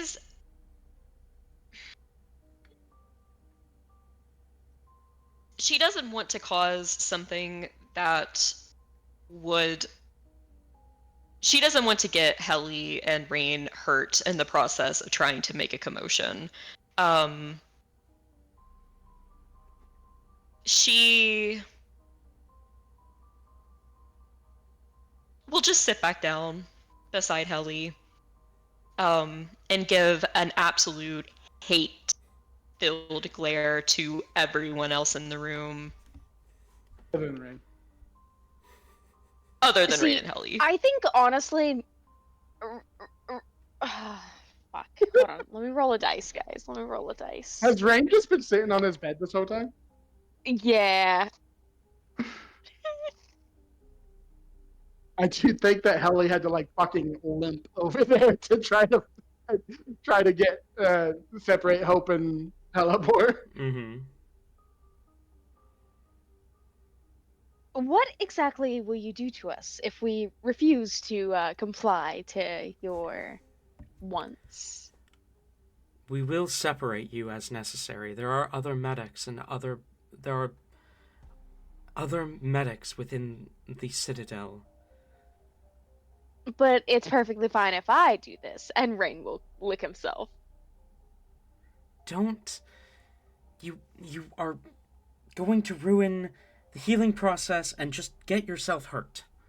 But at least you're not endangering the other patients. Do we not have the freedom to be endangered? Are we not allowed to show our love and affection to our friends? Not when that love and affection can possibly kill them. I understand you're used to living in a... literally know like nothing about medical practices if you think licking someone will hurt them. Well, okay, we're back at it again. This is the rest of the session if we let it be. She If it is, glances... I'm gonna just like dip now. She glances to... Eleanor's just going to start like licking herself and then motion for the others to do it as well. She glances to one of the guards and says, "Can you go get Liliana and the sleeping potions, please?" Oh, this is a fun place to mention that Helly absolutely does start licking herself, and Helly's tongue is forked. There's no reason. I just think it's cool. Eek. One of the guard being spoken to nods and walks off. As the medic, kind of head in her hand, pays very close attention to the three of you, as she just, like, okay, you guys are gonna be here for at least another day.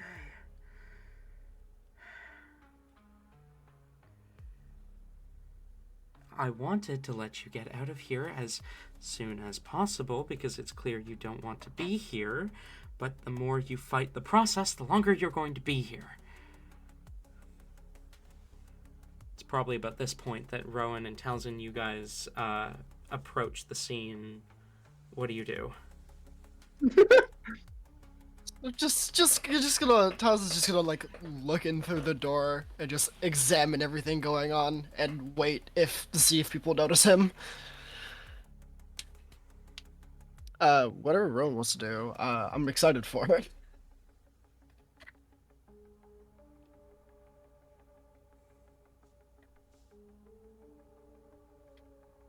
Noodles fucking died. Noodles, you there?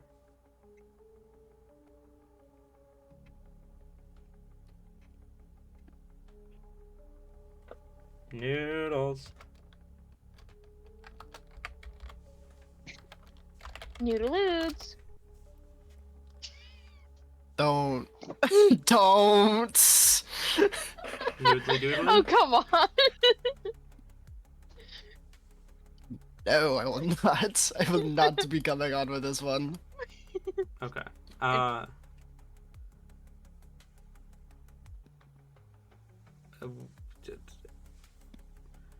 Any sign of Noodles at all?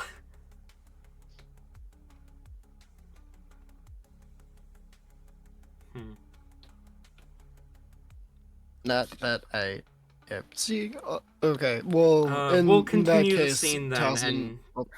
Oh, I'm back. welcome back. Hi. Oh, the return. Rowan and Noodles, you guys, or Rowan and Talzin, you guys approach the medical ward. You see one guard like leaves just as you guys are approaching. The other guard is inside still, and your companions are all licking themselves while the medic sits across from them, head in her hands, as she mutters, "You guys are going to be here for another day or two at this rate. I wanted to let you leave as soon as possible because it's clear you don't want to be here, but if you keep fighting the process, it's going to take longer." Why can't you just let us do this our own way? I called it. Because according to the reports I have on you three, all three of you rely on magic. You come from a world of magic where everyone does magic. You don't know what it takes to heal someone without magic. And I am the one who is professionally trained to heal someone without the use of magic. I think it's pretty silly of you to think that just because we rely on it most of the time, we don't know how to do it without. You clearly don't. Well, how do you do it without it then? Do you guys How do- only care about the physical health, but not the mental health? licking your wounds is not indicative to a good mental health. No, If- but withholding people from magic can very much be very I abusive. do. Doc, I doctor. do feel much more limited and not in control if I don't have my magic, and that makes me sad. Doctor, Yes, do you have people coming to deal with them? Yes, I have. Yep. Then just leave it at that, because you're not gonna get through to them. Look, I believe your name was Hellebore, according to our files. If you care so much about how the wilds do things, remember that your body has a natural healing factor, one that is even stronger in humanoids. All I am doing is ensuring that that natural healing factor can do its job safely. And I'm ensuring that I can heal myself the same way I have many, many times before. I don't always use magic. Sometimes I just lick myself and I heal with just that.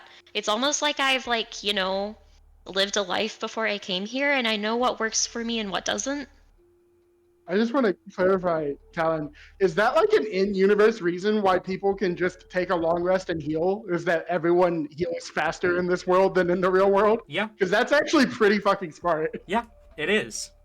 It actually is. Is that there are two factors to it. First of all, because instead of humans coming about through natural evolution, they came about through being descendant of the Ventarius, which were essentially all demigods. So there is a faint divine healing aspect to that. And there is also a connection to the weave, an innate connection that everyone has that heals, which is why it takes longer to heal down here, because you don't have that connection to the weave. That connection's been completely cut off down here, which is why a single long rest wouldn't be enough to heal you guys from the injuries that would normally be cured with one long rest. All right, I Tabby will admit and take back the shit I gave you about the rapier in the chest and everything. Helly's still pissed though. Helly's still pissed, absolutely, but I have thought about this. That's very smart, and I will be. That's very smart, and if I ever run campaigns, I will be stealing that a little bit. Absolutely, go ahead. The DMs steal from each other all the time. That's how this works. Did you just sit and think about the healing process for everyone? Mm-hmm.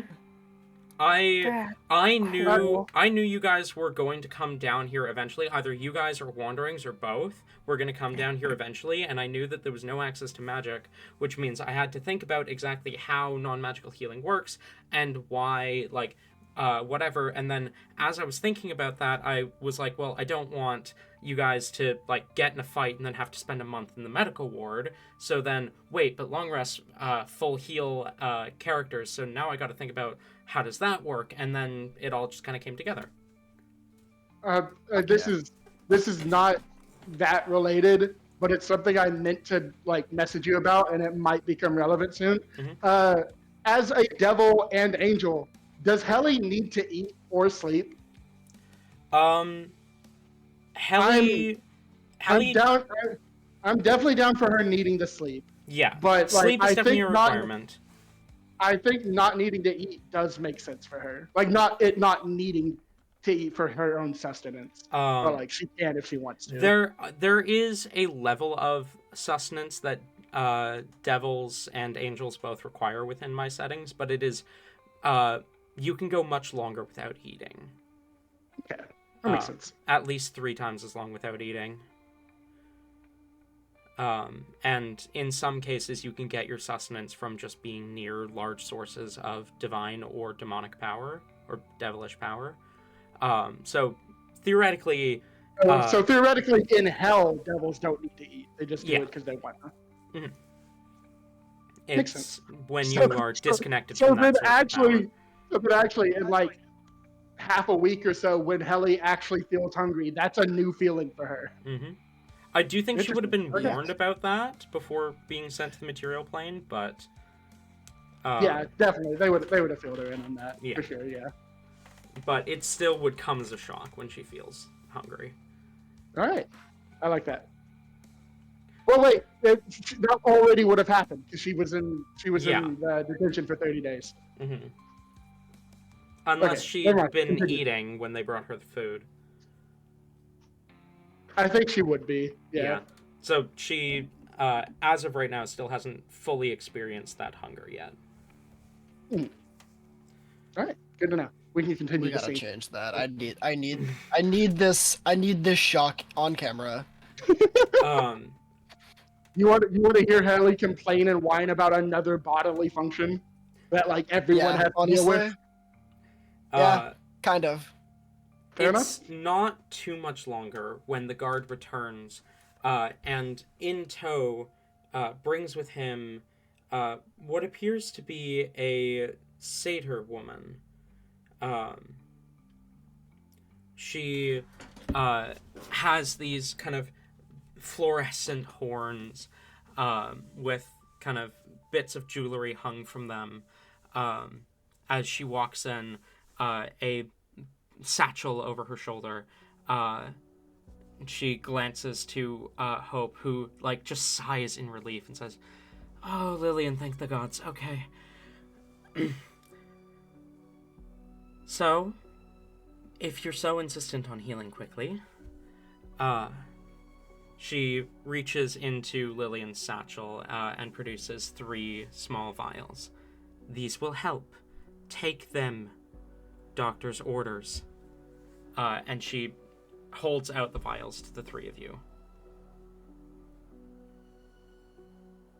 Didn't she just call these people out to be get the sleeping potions? Mm-hmm.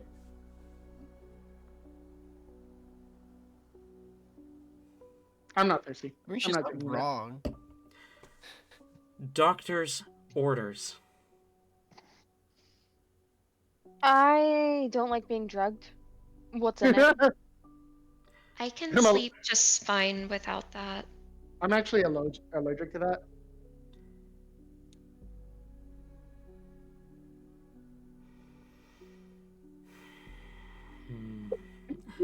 We're a very cooperative party. You Just quietly, Turon. Maybe not associating with them is a good idea. I'm starting to see the merit. you can see an incredibly frustrated look on her face, as she says, "Well, it's either this or the old-fashioned way, because I need to transport at least one of you to the other wing and separate you, and I know you're not going to go willingly." I'll go. One of those 2. She looks at Helly and Hellebore. What? Why do they have to get separated? What? Because, and as shocking as this is based on your file, you're not the one causing problems right now. Well, I can cause problems if you want. You want me to cause problems? I'll cause you some problems. You want me? Rain's gonna throw it. Honestly. Talzin is gonna start walking away at this point. Talzin has seen all he needs to see. He's walking away. Listen, if it is going to cause this much of a fuss, then we can stay here for longer, because it will take longer if we don't have appropriate actual healing. But fine, we can sit here for longer and not lick ourselves and take up space in here if that is what you deem in your expertise to be the correct way of doing it. I have been doing this for the last 35 years of my life. Well, you haven't met me, and you haven't met Helly, and you haven't met Rain, so I don't think you know the biological makeup of literally everyone. However, I do know mine pretty well. But fine, I'll sit here and take longer to heal. I will not lick anyone. Do you know the layout of your organs. Do you Of course know, I do. I've seen them many times. Oh, damn. Do you know the function of every part of your body? Do you know what makes you walk? What makes you talk? Yeah. Do you know where your lay gate is? You're making that up. That's not a real thing. The lay gate is what allows a mortal to cast magic through a connection to the weave. Do you know where mine is? Where's that? The lay gate is located just below the heart in the chest. Helly What does would put her happen if hand you were on her chest to like feel for something like that. What would happen if you were to say cut that out of someone? Then they wouldn't be able to do magic. You can surgically remove someone's ability to do magic, but it could kill them in the process. It's like removing a piece of the heart. That's disgusting. You said mortals. Do I have one of those?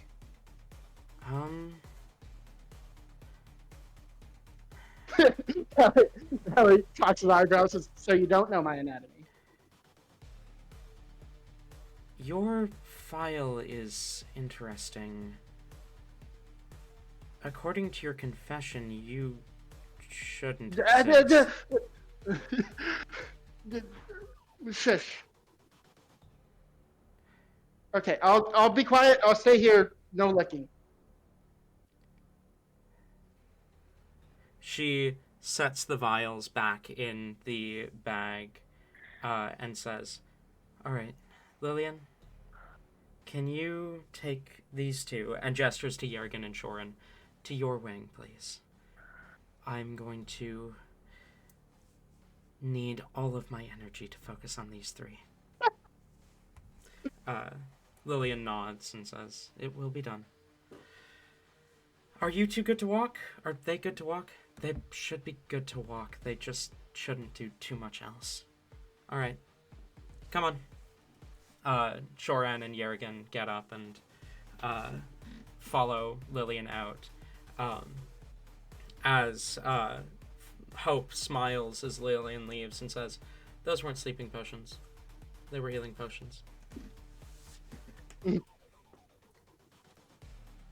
And then goes and sits back down on her chair, pulls out her book. Wait, do healing potions even work? Fucked.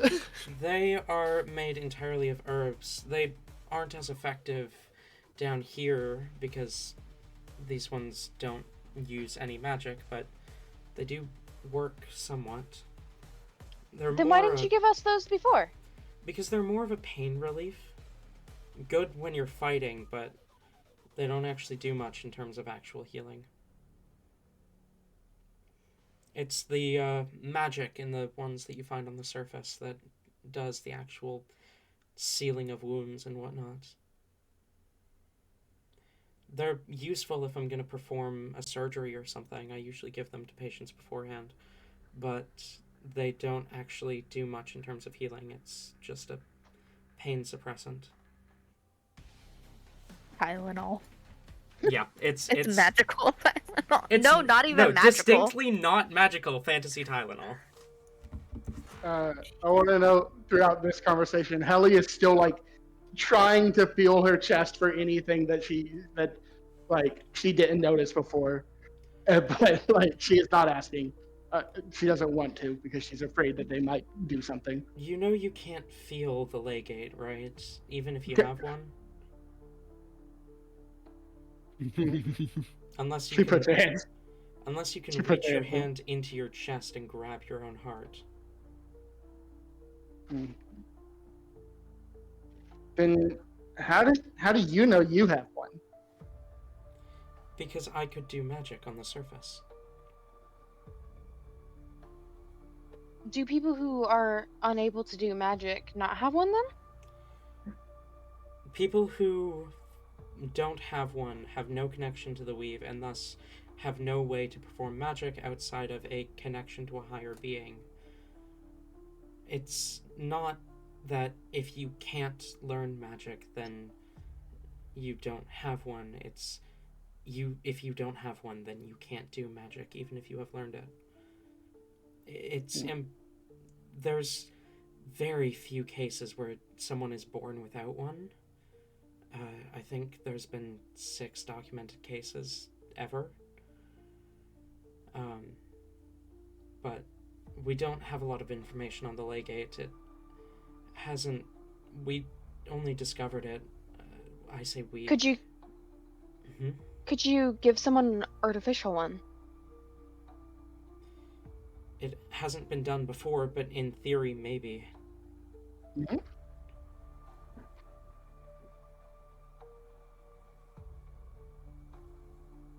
Mhm.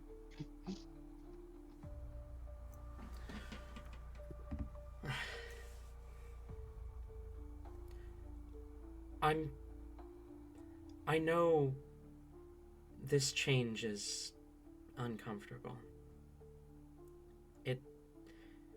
It's weird, it sucks. When I first got here, I was kicking and screaming the whole way down. I was like you. But We didn't kick or scream. I did. Oh. I meant it more metaphorically. I I didn't want anything to do with this place. I wanted to get out as soon as possible, but whether you choose to stay or leave at the end of your sentence doesn't matter. What matters is that you should trust me. To heal you, to do my job.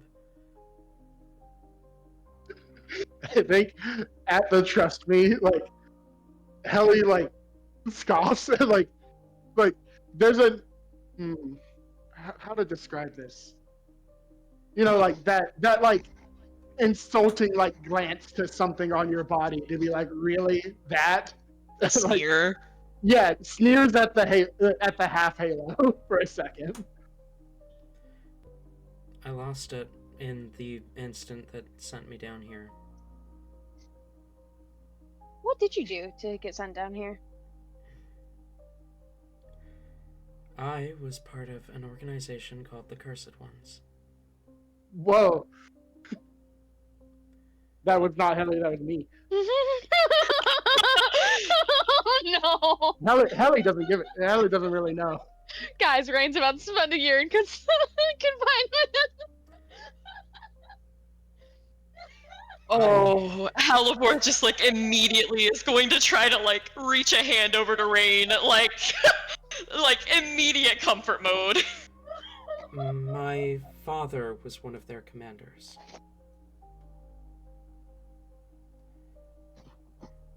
Was, I say, because I killed the bastard. In that incident, I suddenly lost my whole world. I fled to APS Island, and in the ensuing fight when I got here, a spy they had placed on the island broke my halo. I killed him and then about 30 other people before the High Command got me. I killed the others for not stepping in. Complacency, the same thing you were accusing us of. They didn't step in because there was nothing they could do. I feel like Rain's probably not even hearing like the last part of this. He heard Cursed Ones and the fact that their father was a commander, and now he's just like he's trying not to reveal anything. APS was lenient on me because I was able to name at least half the people I killed, and I was clearly remorseful that innocents had died, but I wasn't in the right headspace when they got me. I still don't feel I've atoned for my crimes, even though I completed my sentence.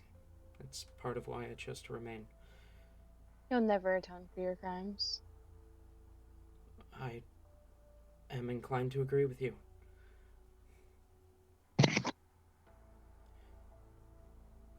The point is, I understand what you're going through. That doesn't give you an excuse to fight me when I'm trying to help. That doesn't give you an excuse to fight back when I am trying to heal you. You don't know what it is we're going through.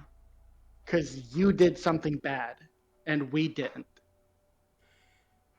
According to your file, you massacred a village.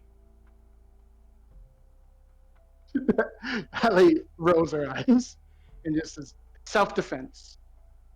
It was self-defense. And according to your file, Hellebore Mila Devlin, you have...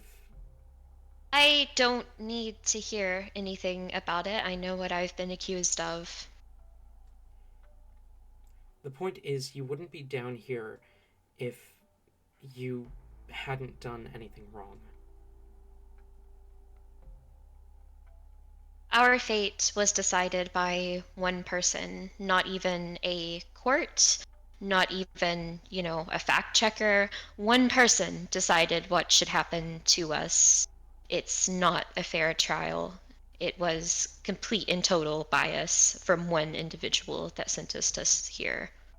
Out of character, never mind that the person's bias would be for us, not against us. There's a system in place. I don't know the full extent of it, but I know that Rindal is... She's checked and kept in line. Just because you don't see a jury doesn't mean there isn't one. In any case, you still don't get what it's like. You said you were remorseful. You thought you did something bad. We didn't. I guess... No, you're wrong. I do know what it's like to be delusional. To think that what you're doing is right, to think the people around you can't be trusted.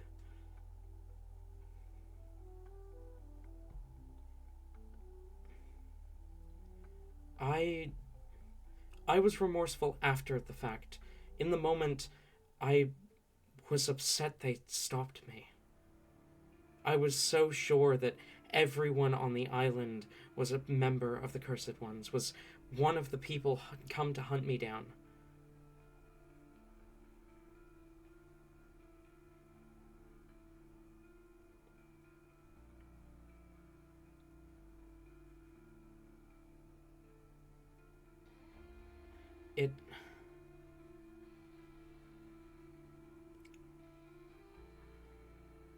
You need to let me do my job.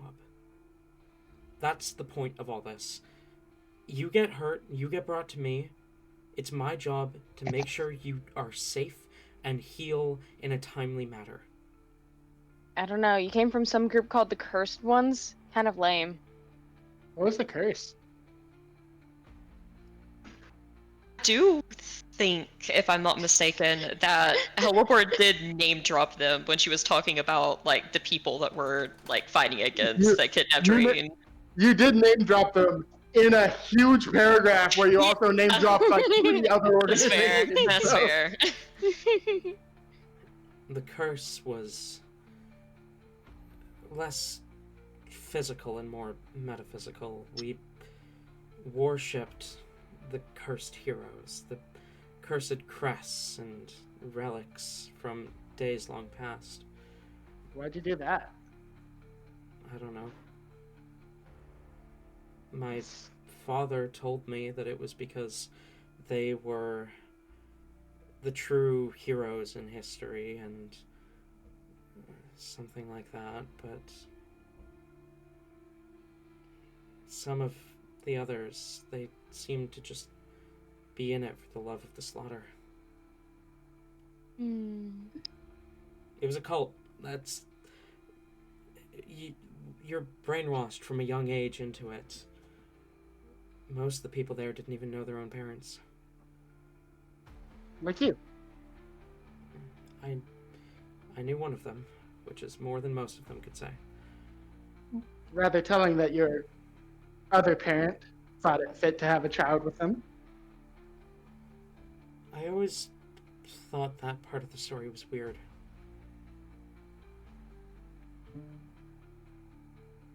If my father were still alive after I came down here and started to realize what I went through, I would ask him.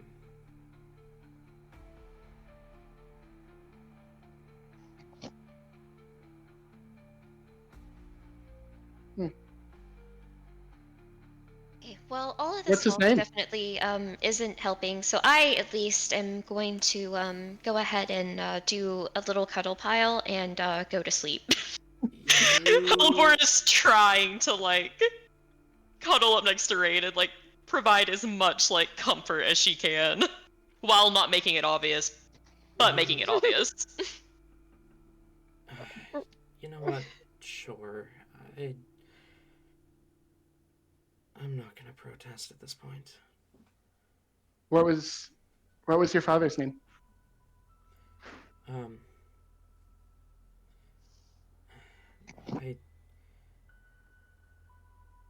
I need to double check my notes.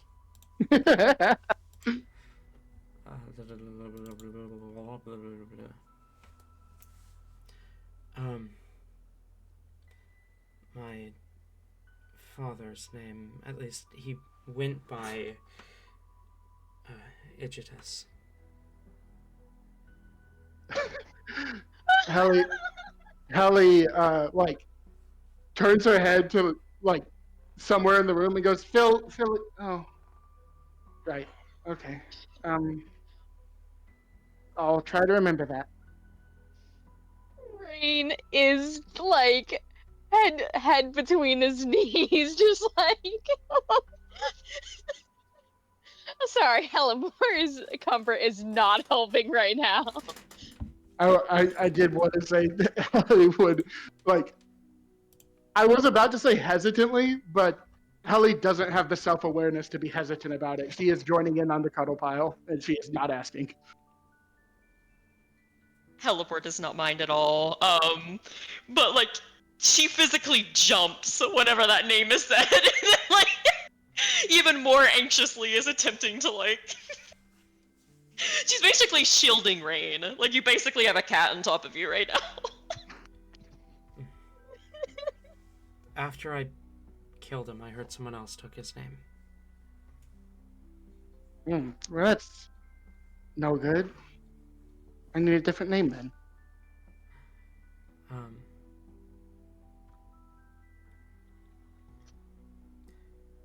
But if you're looking for his real name,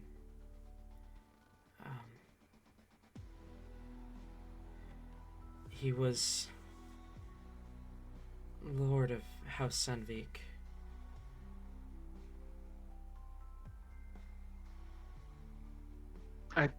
Hallie, shakes her head and am I supposed to know who that is? I never actually really knew his real name, but I knew we were nobles. What's a Sandvik? A noble house in Asunia. A house of tieflings.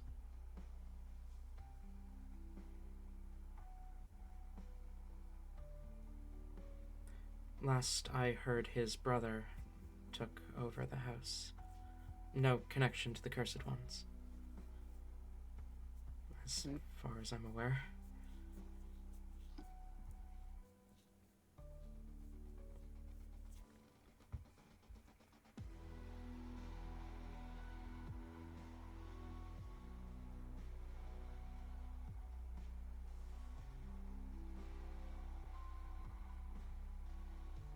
All right.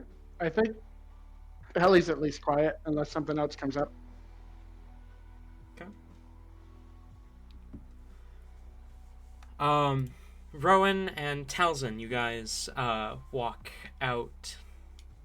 Is there anything else either of you would like to do?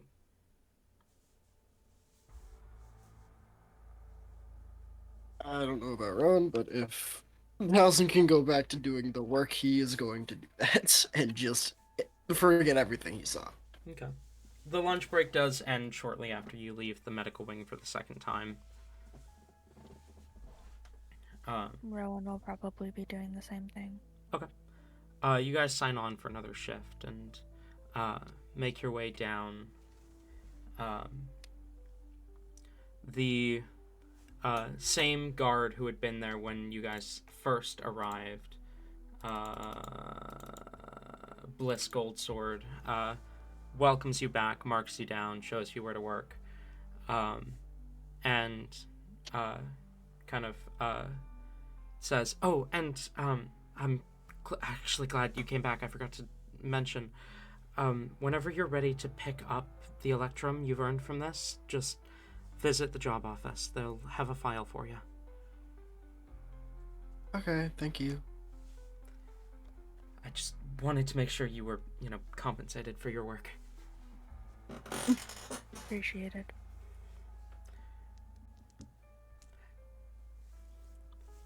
Is there anything either of you would like to do during the period in which you are working? Or are you just going to work until the next break? Probably just work unless something comes up. Okay.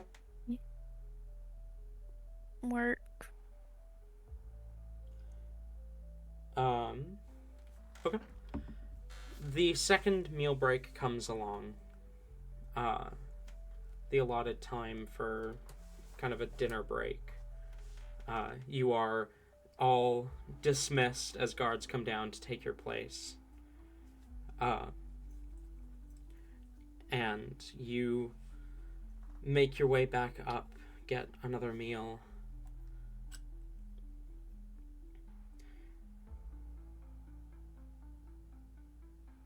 And then the rest of your day is at your disposal. Critical's performance is set to occur that night, shortly after the meal break is done, if you'd like to go to that. Or you can explore the rest of the Citadel. I want to go to the performance. Yes. Okay. You guys make your way there. You see Critical is set up, and there's kind of a bit of a crowd gathering. He smiles seeing the two of you amongst the crowd. And you can see he's got a harp set up, as well as he's got a few other instruments kind of laid out behind him. But he first kind of takes a seat at the harp, looks out to the gathered crowd, which is not a lot of people, but more than you would have expected. Well, I don't know if more than you would have expected is the right way to say that, but it's a moderate-sized crowd. As you see, Critical begins to play the harp, the beautiful music echoing through the kind of pipe, the closed-off pipe, as he begins to sing.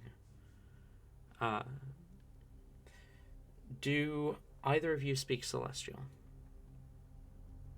No. I do not. Yes, I do. Okay. Let's go. Talzin, you don't understand the lyrics, but the singing is beautiful. Rowan, you do understand the lyrics. It's a song of remorse, regret, and mourning those lives that he himself has claimed. Aww. You see as he sings, you kind of glance around and you notice the walls of the pipe have been painted with morn blooms. Not like actual morn blooms, but painted morn blooms around the edges of the pipe, around where he is performing. Other symbols of mourning as well, including crows on the horizon and whatnot, but the walls are painted like a field of morn blooms. Mm-hmm.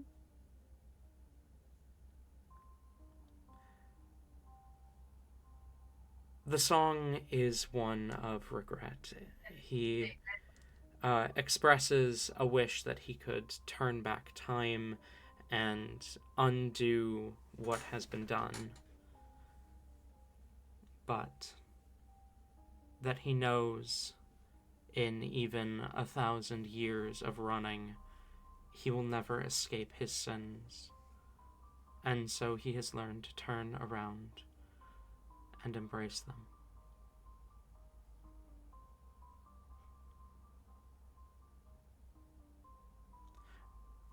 He performs a couple other songs on varying instruments in varying languages. You catch Common, Infernal, even some Dwarvish, if either of you speak that.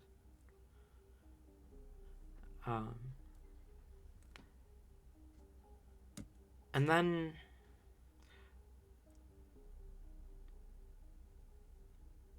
he sings one more song at the end. As he says, before he starts, he speaks up and says, "This last song is the only true gift I was given by my old mistress. A song that she said was from her childhood. I am not sure what it means myself, nor am I sure any of you will know what it means." He begins to play, and as he sings, it almost sounds like celestial, in the same way that Spanish almost sounds like Latin.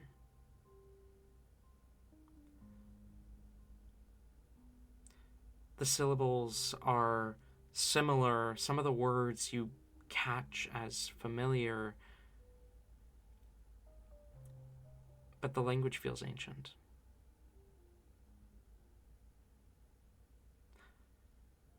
There's a weight to the words as he sings, but his performance comes to a close towards the end of the day. He smiles to the crowd and says, "I thank you all for coming, and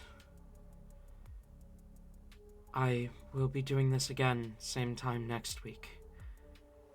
I've been working on a new song for you all. One about the change I've been through since coming here.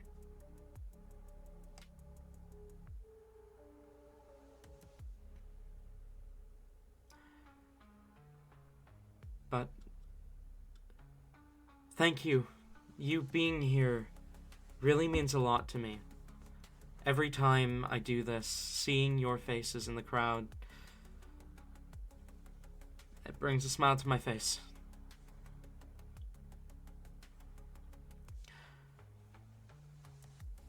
But this is the end of the time the guards have given me to do this performance today. So I will have to bid you all farewell for now. Thank you."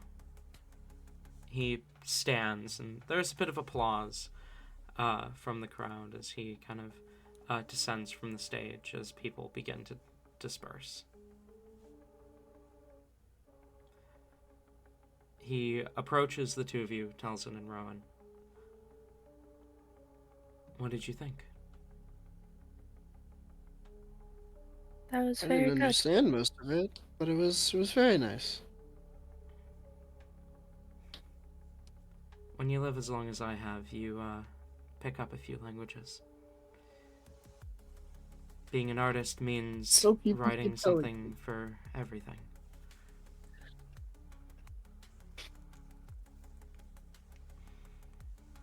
Sounds like a very nice hobby. Better than what I used to do. Same. I really liked the first song that you sang. It was very beautiful. Thank you. That was the first one I wrote after I got down here. Mm.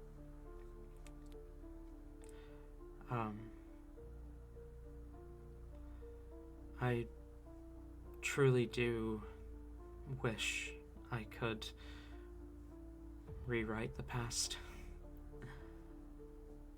Understand. but I've learned to live with my actions. As we all must. I heard there was another commotion in the medical wing earlier. Are you Yeah. sure you still want to be friends with those people?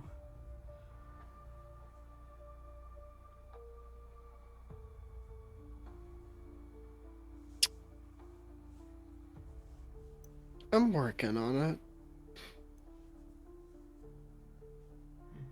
Sometimes that's all you can do, right?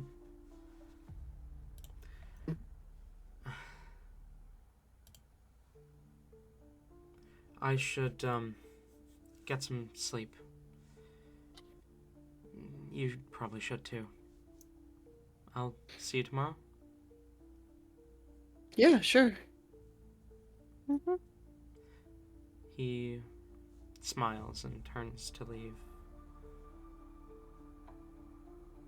Rain, Heli, Hellebore. As the day begins to come to a close, you hear the ticking of the clock. As Hope kind of glances up from her book to the clock and says, "Okay, I'm going to check your wounds, see how you're healing, how fast your bodies heal, because everyone is different depending on how much of a dependency on magic you've developed. And I will assess from there how long you need to stay here."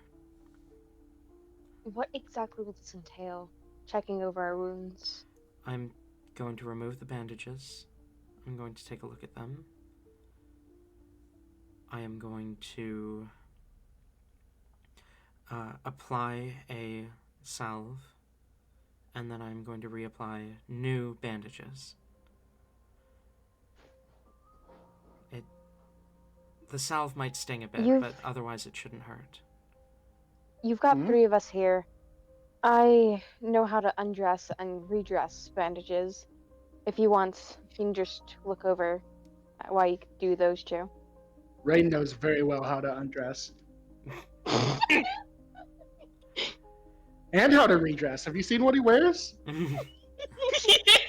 I appreciate the offer for assistance, but this is my job, and I can't confirm whether you know how to do this without you showing me, and I don't want to risk that on a living patient right now. Yeah. So I'm going to have to ask you to let me handle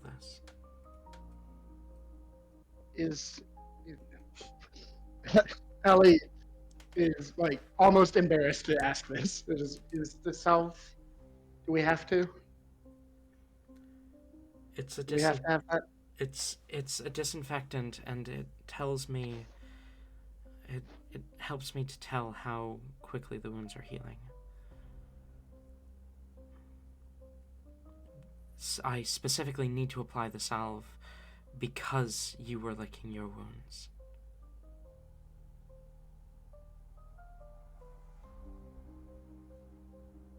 Philippa visibly rolls her eyes. She thinks she's dealing with a fucking quack right now. The consequences of my actions, oh no.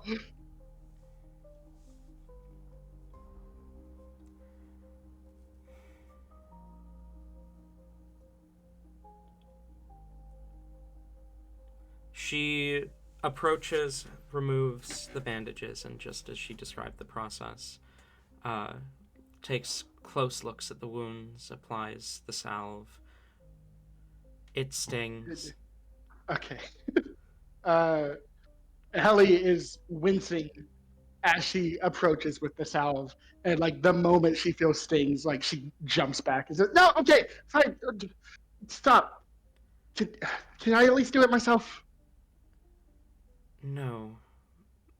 But if it's really that bad, she approaches her desk and grabs a vial identical to the one that she had offered you guys earlier.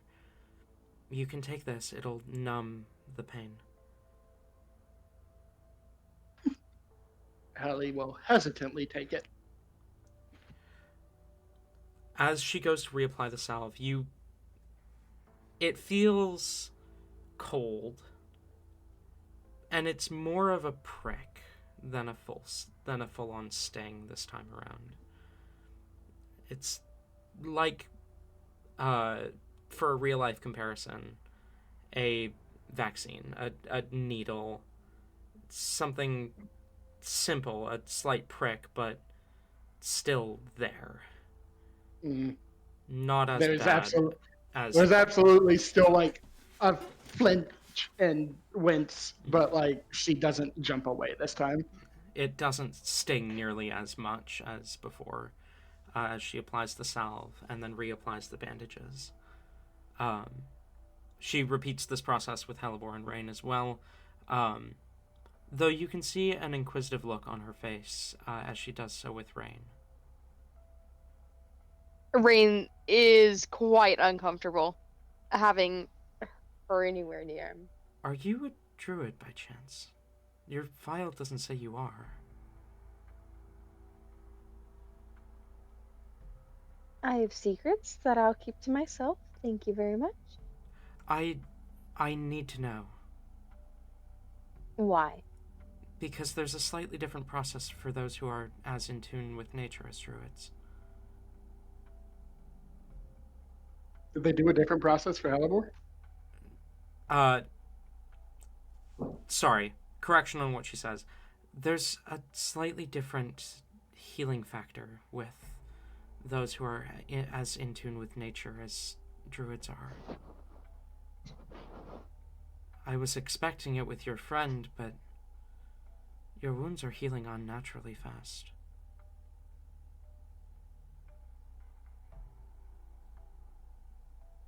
That's a good thing, is it not? It's a surprise. And usually you don't like those in medicine. If you're a druid, that might explain it, but...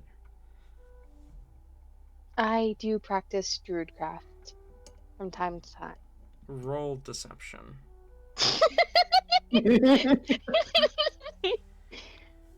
Damn, don't even get to lie to the DM about it. Come on, Rain. Come on, DM. He's a vegetarian. Rain's... Being a vegetarian is not enough to classify as a druid for the altered healing process. Hello, mouse. You want to fucking work?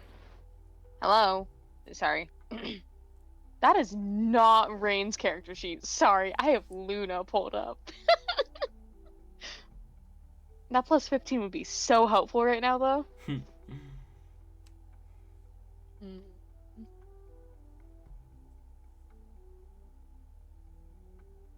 That's gonna be a 14.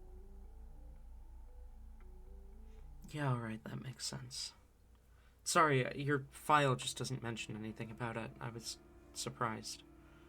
It's Do the not. files know everything? Our files know everything APS does. They send them down shortly after they send you guys down. So, you know, most of the time it's clear, but sometimes they miss it. They miss a druid or two, and I've never met one so secretive about it, but no wonder you were able to achieve what the file says you did. Wait, hold on. Can I read these files? Or like, what exactly do our files say about us? Yeah, I'd like to know that too. Your files include the information on your crimes, the extent of your magic that APS is aware of, what species you are. I've been trying to get them to put age on there for the last 20 years, but they insist that that's an invasive question that doesn't matter in the interrogation. Age really should matter, especially since you guys seem to judge based off of how long someone's got to live. Yeah, that's like kind of silly. I mean, I'm gonna die like a million times by the time I get out of here. Rains actually, like, famously have the lifespan of a fly. I mean, according to this campaign. You are a half-elf. A very old one at that. How old?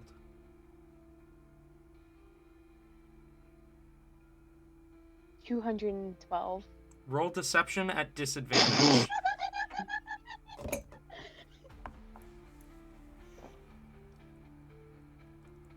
Oh shit, one of those was a natural 20. Okay, that's gonna be a 15.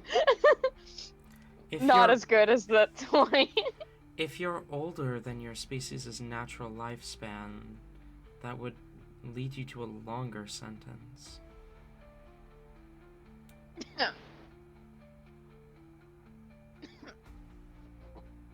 Is 212 old? Old for a half-elf. Wait, hold on. How long do half-elves typically live for? The average half-elf can live up to 120 years.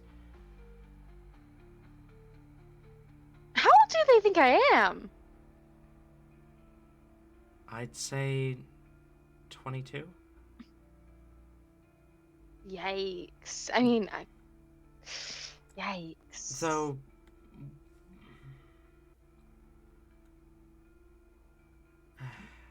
yeah, maybe 23.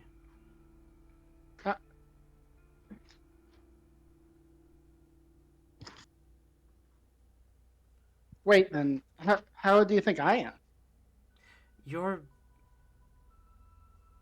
Well, you know what you are. I don't... It's Does impossible... my file say what I am? Your file says what you confess to. Which Can I take a guess? Which includes the identities of both of your parents. Can it not? No, that's incredibly important information for me to have. No, who can see that? Me, the warden, and the 9 commands of APS. That's too many people. We should kill some of them to lower that number. Elabora starts to do an appreciative nod and stops herself. Can we request to read what is on them? You can read your own files. I'll go get a copy.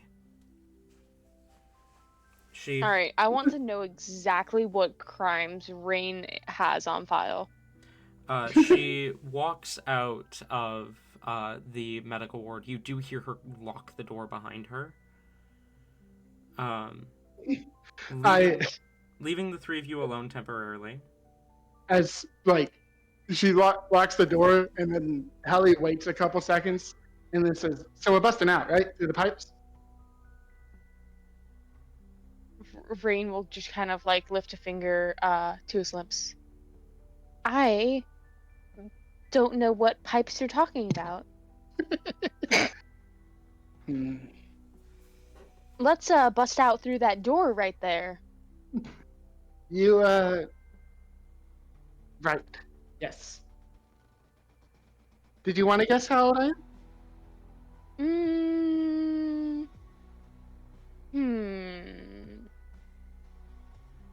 Hear me I out. Hear me feel out. like.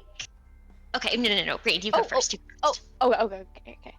Tell me if I'm hot or cold with this guess, okay?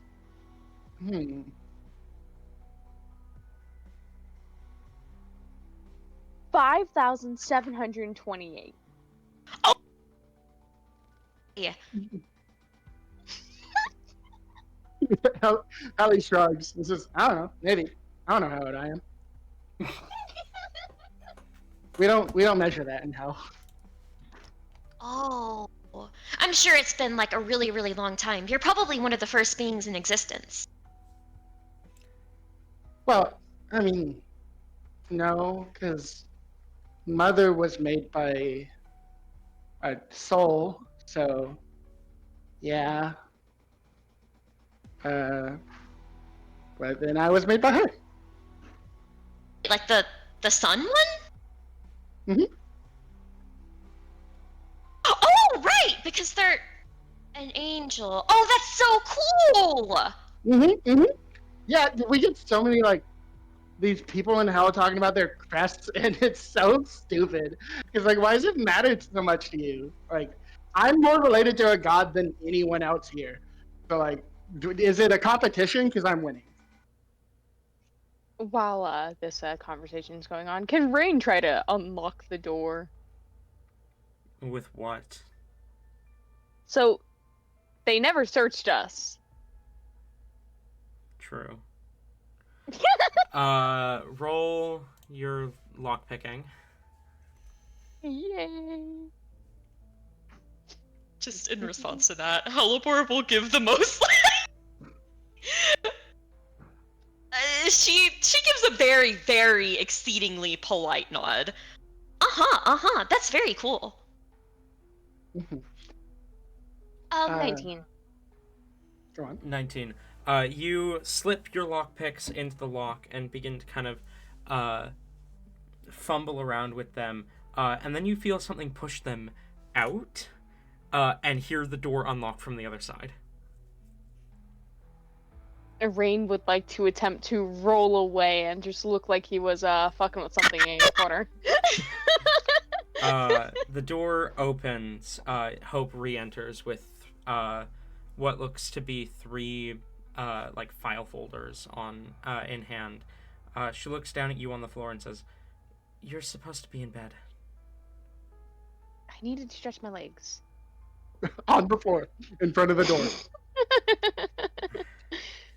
She holds out a one with Rainer Glaw Defnin written on the front to you. Damn, got the name wrong and everything. Rain will grab it. She holds out one that says Helibor Mila Devlin to Helibor, and one that says Helicia of the Ninth to Heli.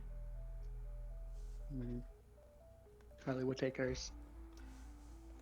Holding his, Rain is going to try to create, like, go back to the bed and create, like, a reading circle between the 3. Oh, can we please get in like a little yes, crisscross applesauce on this bed? Yes.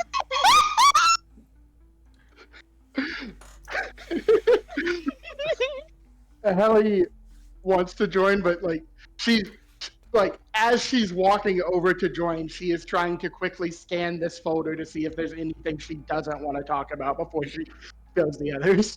I'm going to DM you, Tabby. Mm-hmm.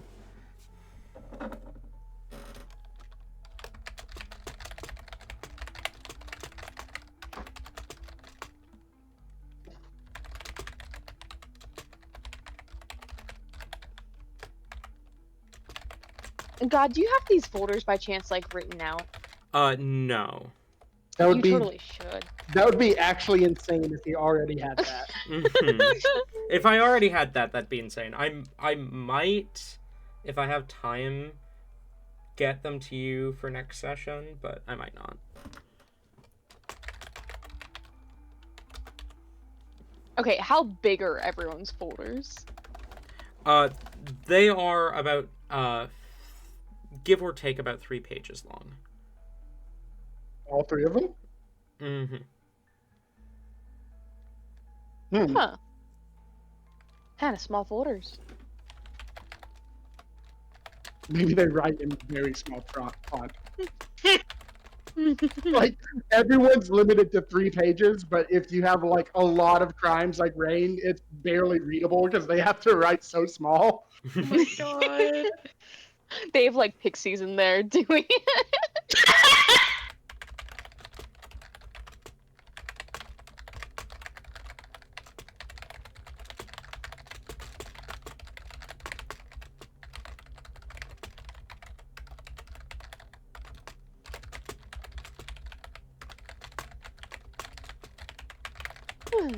How is it already 9:19? That's wild. It's not. It's actually 7. We just started session. Oh, cool. So you're still going for 4 hours, right? Mm-hmm. Good. I can work with this. Can you, Tabby? I'm going to jump into the sun. I'm sorry, Tate. You're good. I'm kidding. 4 more hours of arguments. Oh yay! I'm Okay, ready for I it. have messaged Tabby. But Cool. Message me. Four more hours of players being Karens. your Oh joy! your files contain all of the information you confess to APS to, with a additional record of your capabilities that any member of the 9 commands may have noticed. Helibor's yours does mention your father to be unaging, though does not specify why. All right. What is underneath Rain's capabilities? Rain's capabilities are listed as Dying. So one of the first notes on each file is about magical capabilities. Rain is listed as a trickster mage, with an elaboration in that Rain seems to particularly specialize in evocation and illusion magics, modifying the coloration on things, as well as having a tendency to explosive magics. There is also a note about Rain being a capable physical fighter as well.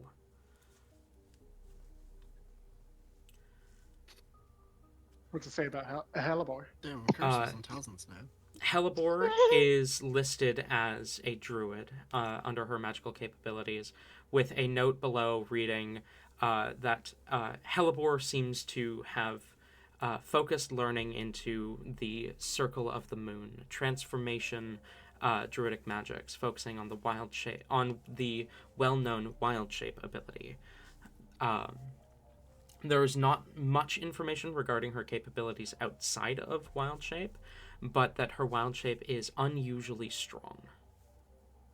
Mm. You're giving us too much credit.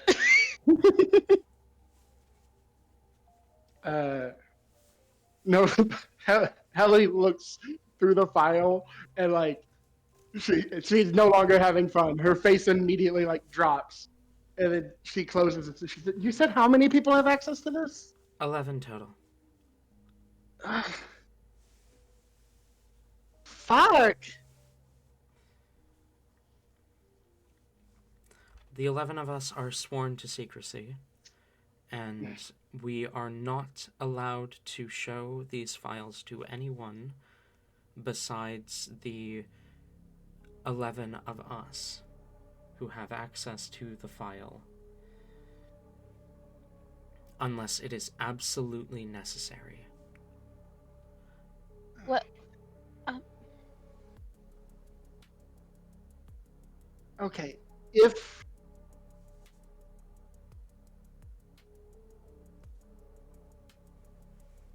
let's say, hypothetically, that you actually did care about me and my safety, what if I told you it is important to my safety that parts of this file be deleted? I know for a fact that myself and the warden have already read through the entirety of the file. Mm. If there's information on there that you can't get out, or that you can't let get out, I assure you, APS is more than capable of withholding that information. Why would I Actually, trust you? APS kind of sucks at that. Do you know how many times I've gotten things from APS? Mm. APS will only withhold information when necessary. If you got information from APS, they did not believe it necessary to withhold it. Okay, well, well, it can't be all that bad because, like, we're still here, and so that means everyone who has seen this doesn't care or doesn't know, and that's fine, as long as they don't show anyone else. I assure you, nobody who has access to these files will show anyone else. In fact, I suspect that besides for Captain Elsword and Command Chief Kiana, most of APS have not even read these files. Most of the 9 commands don't look at them unless they need to. Okay.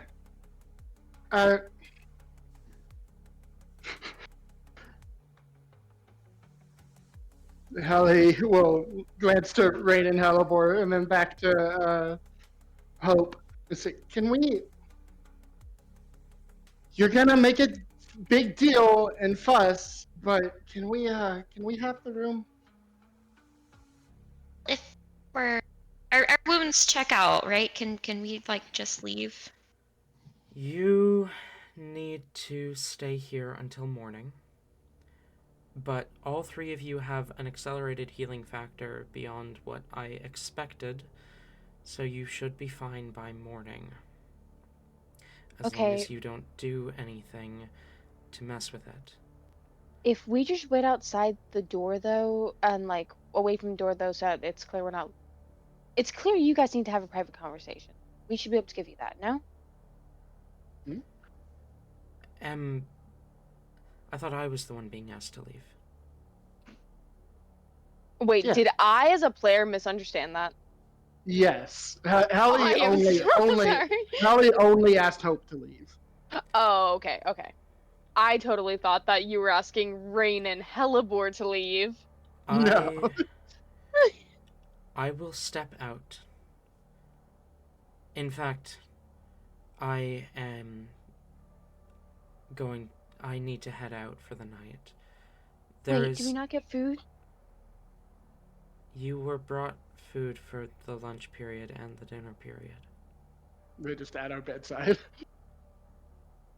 But, okay, what kind of food is it? It is... Do they have 2 different tunas here for The food is in accordance to the specifications on your punch card. So, Rain, yours is no meat, and Hellebor's yours is raw fish. Perfect. Though Hope is visibly confused by this, doesn't say anything about it. As she says, I'm going to leave for the night, but if you need anything, there is a guard stationed directly outside this room. So How loud would we have to scream for them to hear us? louder than we're talking now, but not necessarily at the top of your lungs. So we'll have privacy. Exactly. You'll be fine. But if you need anything, give the card a call. Lillian in the wing across the way is on shift until the morning. So if you need immediate medical attention, she's there. Of course, we understand. Thank you for helping us. I am going to ask for those files back, though. Can we keep them for the night and, like, read them over, or no? If you are going to have them, I need to be here. It's for your safety, the safety of your privacy, as well as ensuring that classified information doesn't get out. Again, with the not letting us handle our own safety, I'll hand her the file back. Rain is going to read through the file as best as he can and memorize as much of it as he can. Notably, Helly did not show Hellebore or Rain her file. Like, she did not contribute to the circle. Just as a quick, because it wasn't mentioned, how in detail, like what type of lycanthropy is it specified that she has, and what is her species listed as?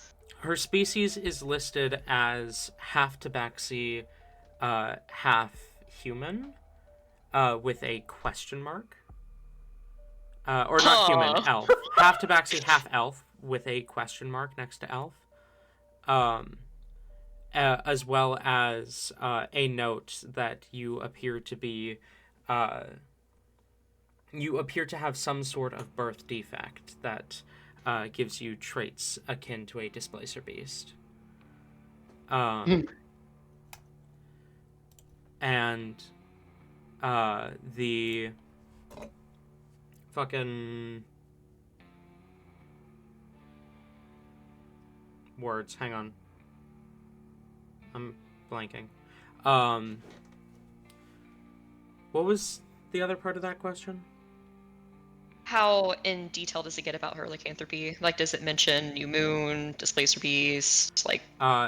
It goes into detail about everything that Rain divulged, which I believe is everything. I think Rain specifically didn't say stuff about Hellebore's lycanthropy. Right? Yeah, I'm pretty sure. Rain didn't say much about her lycanthropy, except the fact that she can control it, she's working on it, she's good, trust Hellebore, it's gonna be fine. he was trying to ensure that they wouldn't, lock her up like Fenrir. Okay. Yeah, don't want there to be a connection between her and Fenrir. Yeah, it goes into just a little bit of detail about, like, Hellebore has a strange strand of lycanthropy. We do not know the specifics, but we have been told under effect of truth serum that she is working on controlling it. Should she transform while within the Citadel, we have provided complimentary silver weapons for the Warden to hand out as he feels is necessary. Damn. Wonderful. So it doesn't mention anything about a new moon? No. Okay. She'll hand hers over. Okay, for Rain, what is his list of crimes? Your list of crimes goes into everything that has been traced back to the Nocturne Spirits, including things that you didn't directly give a command for. Okay. Because... Are there any crimes that he has not done that just like strike him as weird? Probably the murders, right? There is a string of murders that are credited to you directly that you don't remember doing. They are credited as to happening recently, as in during the time you were with Todd and Hellebore, but you are the only culprit listed. Fuck. Rain's blacking out and going serial killer mode. Fuck. However, the string of murders, with the dates given, do occur near the area where you had been at those given dates. So part of you wonders if maybe it was you and you just don't remember, but most of you is sure this couldn't have been you. Rain's not a murderer. Distinctly remembers how he got his weapon. There is also the theft of the Callous Crown that is credited to you, which is technically true, but it's credited to you as the original thief, and you weren't the original thief. Seeing as how that's still sitting pretty in his bag. Well. He'll take that one, I guess. That one's not a bad thing. But yeah, so random string of murders that you're pretty sure wasn't you, but you're not 100% sure. But other than that, not really, nothing that looks odd. Okay. And how many murders are we talking here? 35. 35. Weird number to pick.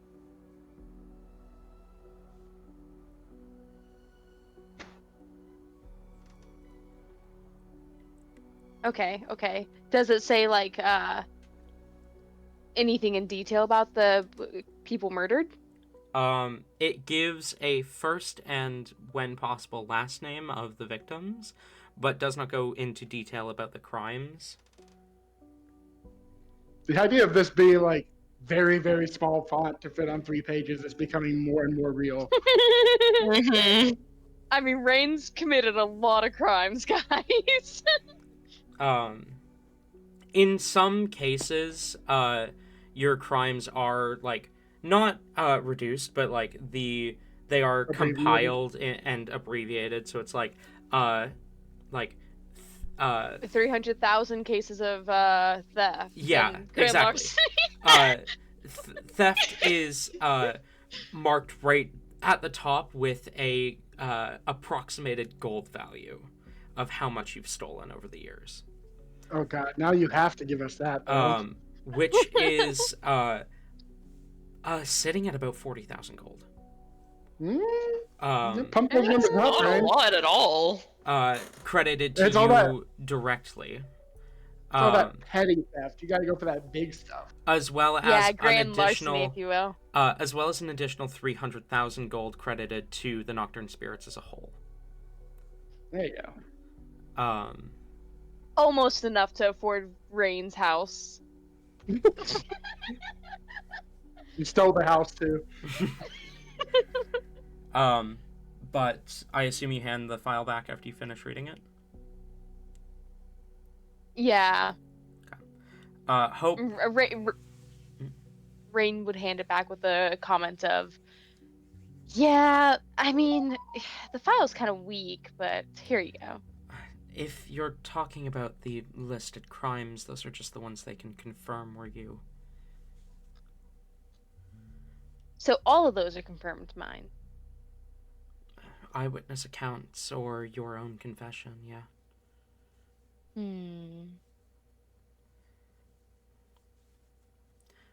Would I be able to get the details on some of my own crimes? You'd have to talk to someone else. I don't have all that information. I just have what's in here.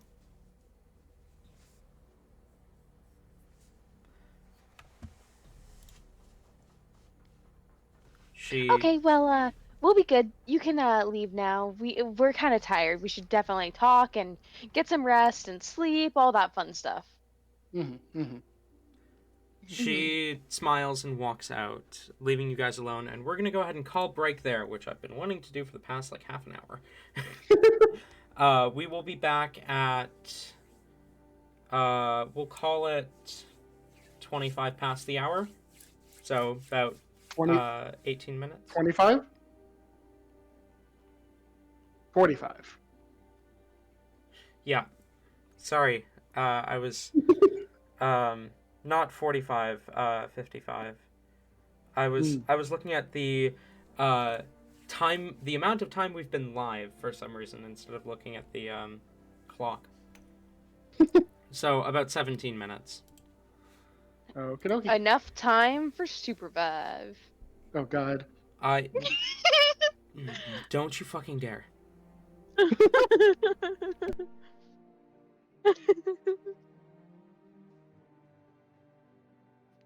Hey, Noodles, are you two having fun?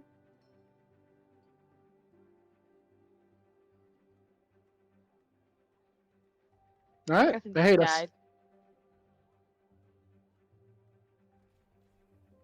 Can't So believe this. we're all in agreement. Like as soon as we get back from break, we are having Hellebore lick all of our wounds, right?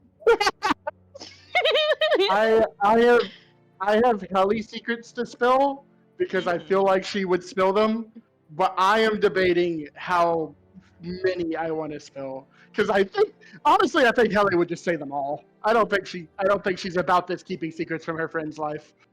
Yeah, no, that's a Rain thing, you know. Yeah, we got to differentiate our characters somehow. Yeah, they're getting a little too similar in some aspects. No, this is literally just gonna make Hellebore spill so many beans. I am very pleased with how Helly is fitting into the group. It's too good. It's too good. Perfect. I'm a little worried about the divide between the party has only like worsened. We have no glue right now. The only glue we have is under the threat of death shall you leave us. Yup. But we don't have that for Rowan. Well, okay, so for Rowan, that threat is we don't care enough about you. Good riddance. Oh my God, dude. I'm sorry. It's just Rain has a personal grudge and vendetta against Rowan. I wanted to know. I mentioned this to Tori. I want to know if this was intentional on your part, because if so, I think it's fucking genius. Like, Rain noticing that Helly and Hellebore are getting along, so therefore connecting that Hellebore will absolutely want Helly to be traveling with you. So because they're agreeing so much, Rain goes ahead and is like, "Hey, you picked the last friends, so I'm gonna pick this one and say yes, Helly is good." That way, when Helly is later like getting along with Hellebore, Rain can be like, "See, I know how to pick our friend." There's many reasons as to why Rain did that, but that is one of them. Another reason is the fact that, oh my gosh, we might get diplomatic immunity in some aspects. Oh, this is a friend in a high place. We definitely need them on our team. Oh my gosh, Hellebore And you is. didn't feel that at all with Clutch. Yeah, no, there's so much. I'm sorry. Another aspect of it is the fact that oh my gosh, this is the perfect opportunity to let Hellebore feel like she's got some independence and teach her a little bit more. Here, you do all the talking with this one. I'm gonna pretend to be asleep. I love it. It's perfect.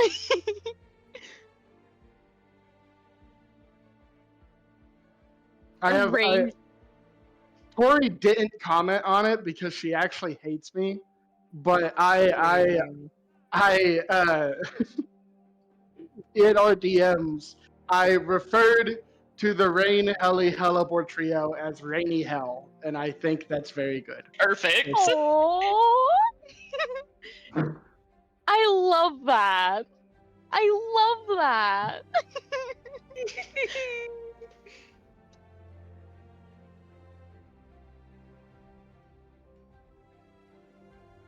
Guys, I killed Nyx. I can't keep this a secret anymore. I can't believe you. Why do you keep doing this? Did you also kill Jasper?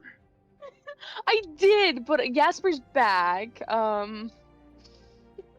Also, Harbor. I think it's Harbor. One of them doesn't have horns anymore. All three of the goats were named. So if there's one there that wasn't named, then it's not I like think it's a because new goat. Whimsy and I think it's because Whimsy and Nyx fucked. Then what happens to Checks the out, original holder? honestly.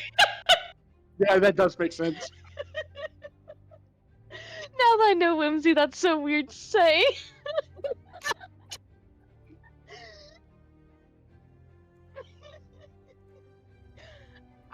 But no, because like I kept getting attacked while I was talking, and I literally just hear something die, tab back in, fucking found out that Nyx was the one consistently headbutting my character. Thorns killed him. I want to play Minecraft again, but right now I obsess, and like I know I am obsessed with Valgard right now, and I'm leaning into it and playing it a lot because if I take too long of a break or like try to force myself to play other games, I will eventually lose interest and never finish Valgard. That is completely fair. Hello.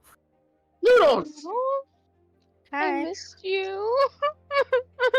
I am gonna go get a drink. I'll be back. Okay, I'm gonna join Tabby and Riet. Ooh, okay, okay. We're on break right now, Noodles. I know. I was here for that. Okay, okay. How are you? That's a loaded question with a loaded gun. Fun. Mm-hmm. How are you?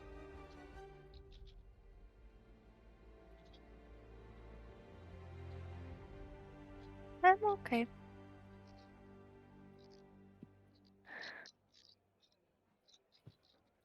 I don't know if you were told that, I don't know if you were told, but, I will be sending you a present, like a Christmas present from somebody else. From who? Chase. What the fuck? Mm-hmm. He randomly texted me, I was like, hey, I got you a present. I was like, what do you mean? And he did, in fact, get me a present. Ooh, that motherfucker. That motherfucker. And so then he's like, do you know what Ayla likes? And so I helped brainstorm. And then he was like, okay, how do I get these? How do I get your presents to you? And I was like, you can mail it. He's like, I kind of forgot that mail existed. I assumed that you have Ayla's address. I'm just gonna send you her things so that she doesn't have to give me her address and it's not like a worry or anything. I was like, Okay. okay. You want to know something? I just found out that Chase, Tabby, and Tori have never been to a convention, right? Neither I have want to I. take them. Oh my gosh, we need to like get the gang back together so that we can take you all to a convention. I I quite like them. Apparently, I like them more than most people in my groups, admittedly. That's fine. But like, I don't know. Who's the gang? The gang usually typically consists of you and me, obviously, Tabby and Tori, clearly, Tate and Talon, definitely. I love that implication. With that implication, I just yeah, Tate and Oh, Tate. I feel bad leaving Bina out though. Hold on. it's And then fair. there's also Miguel you have to consider. Fuck, there's so many of them. Why do you have to consider Miguel? Because you gotta. Of course, we gotta consider Miguel. Why wouldn't we consider?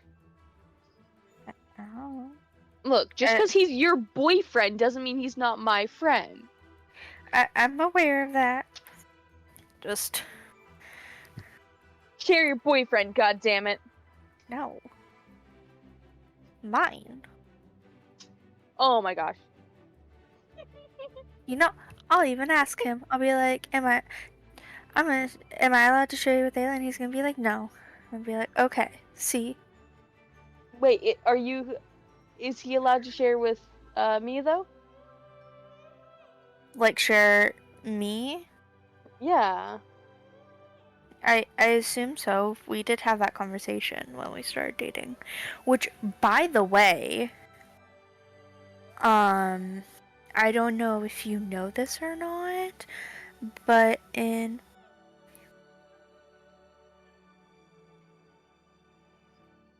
19 days, You're gonna go see him. nope, it'll be our anniversary. Oh, okay. Wait, no, you're seeing him in February, right? Right? I'm seeing him at the very end of January, Ooh, okay, okay. which something happened the other night that I haven't had a chance to tell you about. We are on stream. Do you wanna hop into one-on-one? Yeah, sure, we got time. All right. Let's one-on-one this.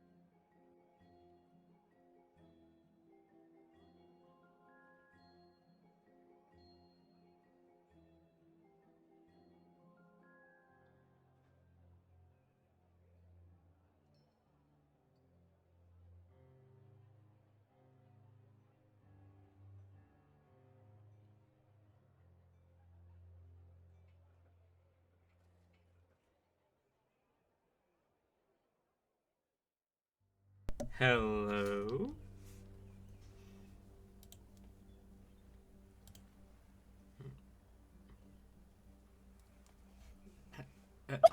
Ah! Whoa! Hey. Mm. So I need to add something. What's the word I'm looking for?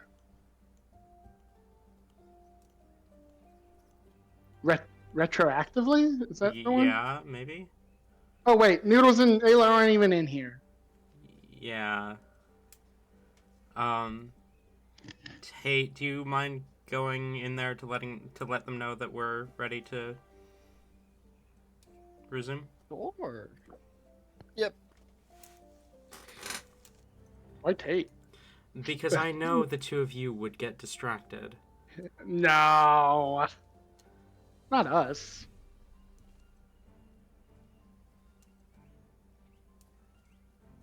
Welcome Okay. back. I want Considering- to. Nay. Tate wanna- interrupted us, so we didn't get a finish. Damn, I was told- I hate it. I hate it when that happens. I I wanted can to just add. go. No, So- please don't.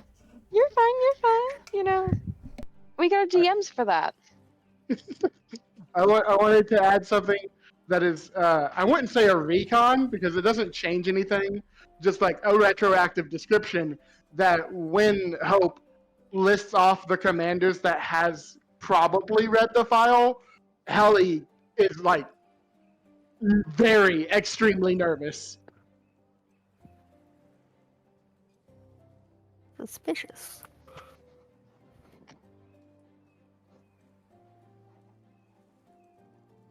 Anyway, I just wanted to make sure that was there. Okay.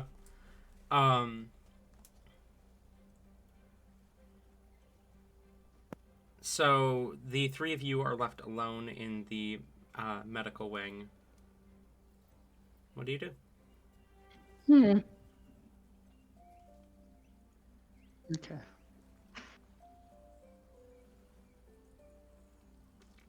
Hallie will approach the other two and sit down on their bed.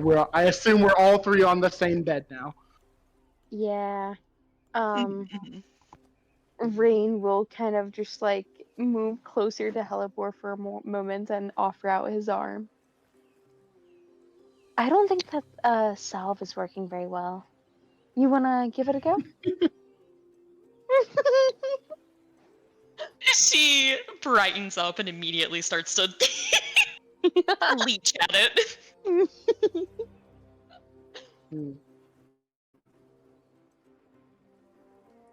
So,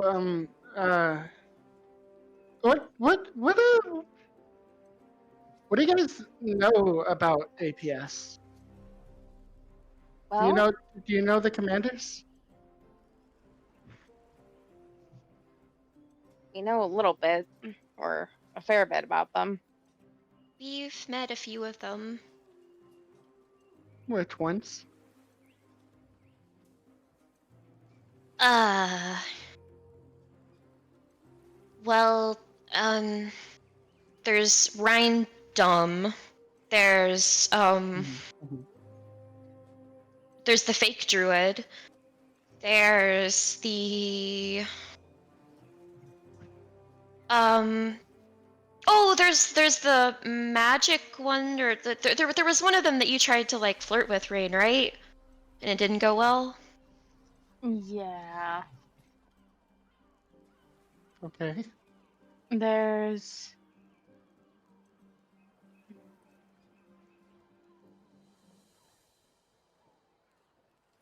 So that's Rindal, Aconite. I think that there were a few others. was it Kiana that you tried to do the flirt with, Rain? I think so. Yeah. The fox one. You've flirted with. Wait, Fox one? Yeah. Yeah, they had like a tail in yours. Can you give me a? Can you tell me more about what they looked like? I mean, they were like a dude And they had like Oh, the okay, tail never and mind. the ears are the only thing I really cared about. Okay. Okay, then it's not as bad as I thought. All right. What are you getting at? Helly looks around and then like leans in. This is okay. Okay. You two are like super trustworthy, right? Oh yes. Mhm. So am I. But you actually can't tell anyone about who my parents are because like that's a big deal. I shouldn't have said it when I did, but now you already know, so it's fine. I mean, who are your parents? I don't know. Kelly's about to be like, you, and then she's like, yes, exactly. We have many secrets ourselves. You don't have to worry about these ones being shared. I swear I won't tell anyone. And okay, well, while we're spilling secrets, and she looks around again as though someone might have appeared, and then says, "All right, well, Philly should be still okay." And then she'll put her head like around her chest and say, I can't do magic." No, it's actually like that's really secret. Don't tell anyone that because like there's a lot of people that would try to kill me if they knew I wasn't as strong as they thought I was. Oh. Okay, But I mean, I'll still be useful. I could like summon things. Like as soon as we're not here, I can still help. Okay. I'm really sorry, Helly. That sounds really rough. I mean, it is. I have it extremely bad. But you know, I make do. Have you ever tried druidic magic? Maybe I could try to see if you're any good at it. I mean, we don't get a lot of druids in hell, so maybe. I mean, Amy's probably the closest thing, and I know like all of the leaders of hell have tried to like teach me their ways, and none of them have stuck. So You don't get many druids in hell. What about the bad ones? I mean, we'll get a few bad ones here and there, but as far as I'm aware, for the most part, druids kind of live to themselves. I mean, they What? definitely respect disregard, so that's one of the 9 just like completely off the table for them. That's more than most people.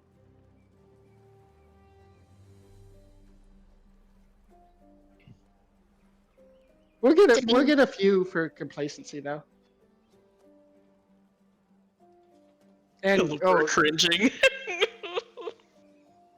but yeah, you guys are like my best friends. So I didn't want to like keep secrets from you.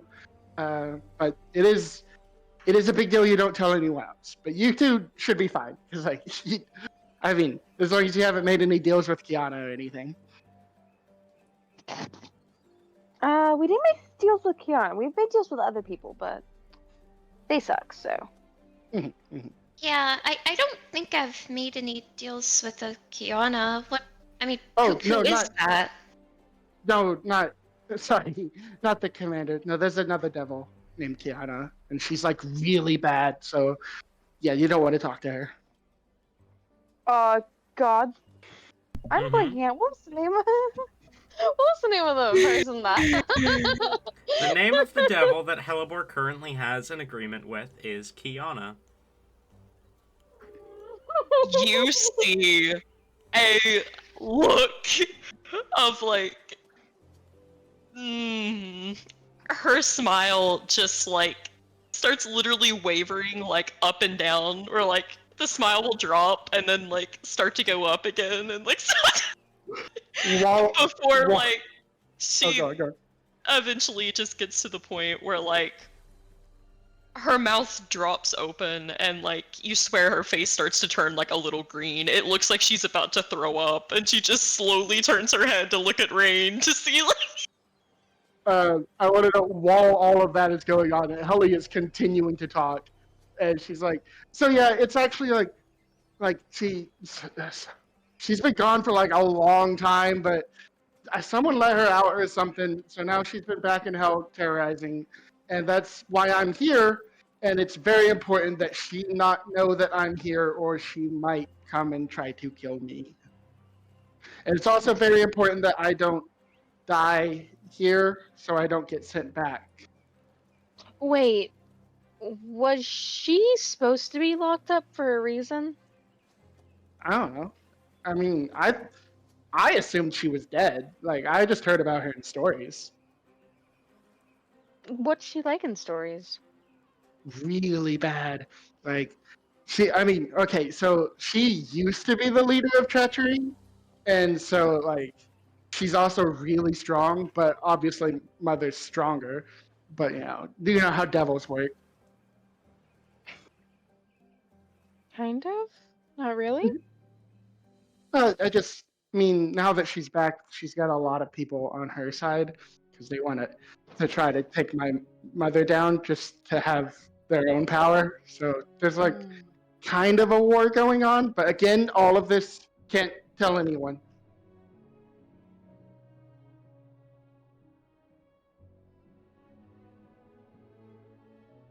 Helleborn Right. Right. is staring at Rain right now. Like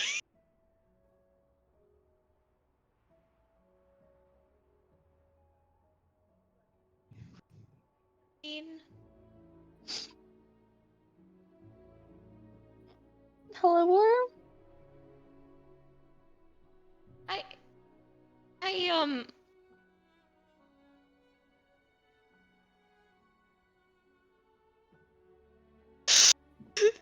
she oh my god. She lets go of Rain, scoots back to give adequate space, and you can see by this point, like, she started crying, and she probably, like, there's probably a snap on the bed as she, like, pushes her face down and, like, prostrates herself in front of Helly and just starts sobbing.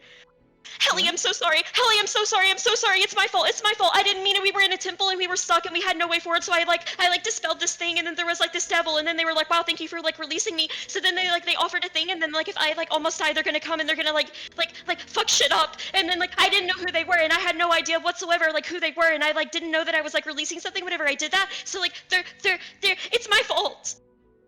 What? That was a lot of words really quickly. Yeah. it's my fault. Um. Okay, so we are telling them about that immediately. Okay. Pelipor, you've got this. Try that again. A little. Calm down, first of all. Breath in, breath out. Say what you just said. A little bit slower. And try to stay calm. Okay?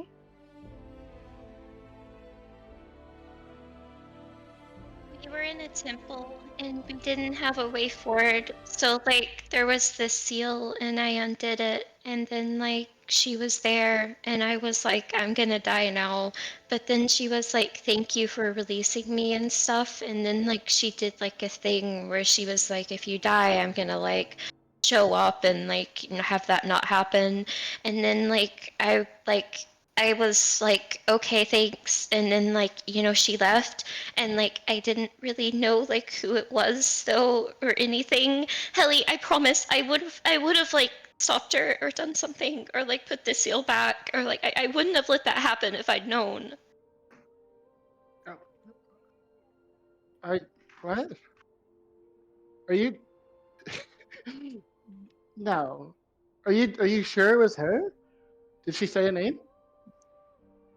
She said her name was Kiana, and that she was like going to go to the ninth ring of hell to kill Teori.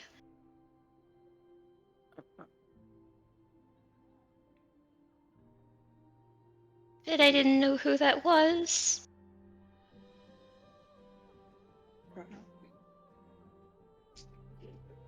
Ellie, like, nervously laughs.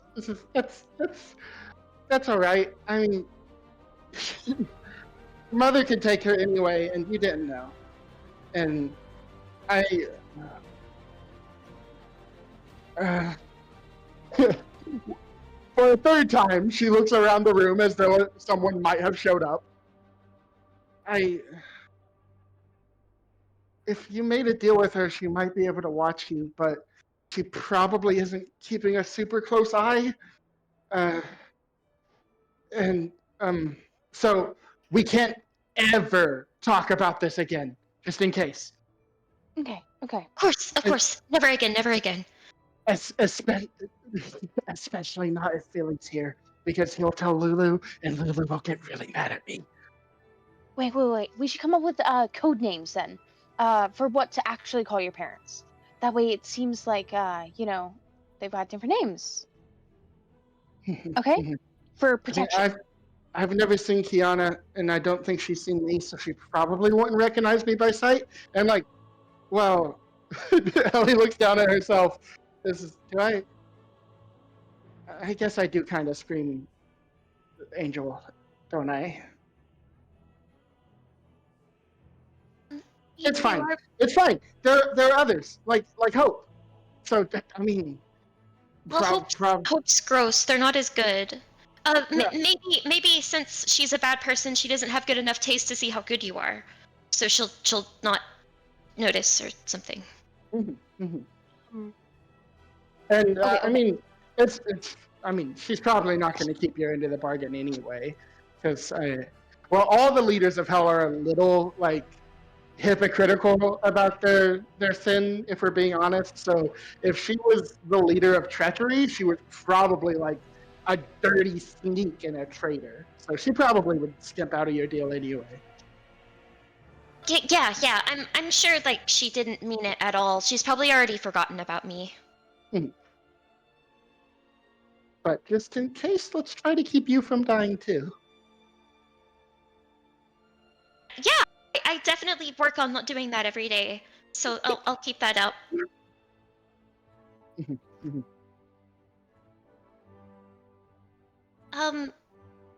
So I assume is this your first time like in the material, like recently? At all. I've only been in Hell.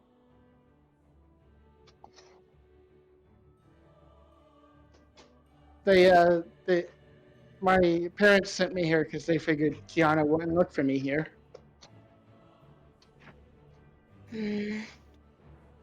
I guess that's fair. I mean, if this place is anti-magic, I feel like this might be one of the best places to possibly Ellie shakes her head and says, I mean, Philly can at least see us when he's regenerated, and Philly's nowhere near as strong as Kiana. So if she wanted to, she could probably watch us right now. Okay, so let's really quick then, before we get any farther with anything. You have 2 moms, right? We're gonna create you a new backstory and everything. That way, when we're talking, it isn't suspicious. Okay? Okay. Pick. I would say. Maybe say you've got 2 dads instead. I feel like that's like so opposite that it's like kind of obvious. Maybe you should go like 1 dad, 1 mom. Yeah. little insulting to my moms, I gotta say. Like, I'm really proud of them. I don't want to have to pretend someone else is my parents. Maybe then if someone just asks you, you can either dodge the question or just be like, I don't know. Sure. You don't know your parents. You've never known them, okay? That hurts to think about, but yes. I agree that is really bad, but I if mean, it's safe. it's not that bad. As someone who's never really grew up with parents, they're not all they're cracked up to be. They oh, I'll stay silent. My parents are great. Yeah, mine are too. Except I don't know them. And then she dramatically winks. I don't know them either. Rain will wink back. Right. It takes Helibor a moment, but she'll quickly put in a wink. I imagine like Helipor winks with both eyes for a moment. And Yes. then look at her. Yeah, she does like a cat slow blink. Mm. Okay. But yeah. But I have a lot of friends that just can't help me right now because of this stupid anti-magic stuff. But they're supposed to protect me. And they do what I say. So when we get out of here, they can help you, and they can also help protect Helipor. Okay. Sure, they're really, really strong. Mhm. It more than makes up for like anything else. I mean, don't be too upset about your other thing. Oh, it's not. Everyone's got their downsides, and you make up for it in a lot of other areas. Like what? Well, I mean, first of all, if I might just be so bold to say, you are extremely confident, or at least you give off the aura. You can easily walk into a room and everyone just knows to shut up and listen because, well, if they don't, then they're gonna suffer in hell for that. It might, And you're it really might not have. pretty and cute. Well, I mean, Hmm. uh, yeah. Ellie nods and says, "Yes, I am." And even though it didn't go super well, you were pretty decent at fighting. I did not expect him to be that good. I thought he was like a stupid human, but like, wow. I thought, No, he's like super strong, ridiculously strong, and immune to so many things. Mhm. It's almost like he was we a robot or something. I don't know what that is. I don't know what that is either. Role playing, guys. Uh, but so, okay. All of that aside, if we get to the pipes, I might be able to summon something. And if I summon something big enough, they probably can't contain it. And I mean, I don't think they'll like disappear if they go back into the anti-magic. So we have to get to the pipes. I think it would be a little too suspicious if they think we're all going to the pipes. We Mhm. can't be just like, oh, hey, you should put us on the pipes. That won't work. But What if there's a couple people in our group who are being really goody two shoes nice. I Mhm. mean, they would never suspect it. Mhm. I suggest we try to get them in on it. should we go up to them and be like, you know what? I've thought about it, and this place is actually really good, and I want to. Sorry, that hurt to say. But I thought about it, and I want to work.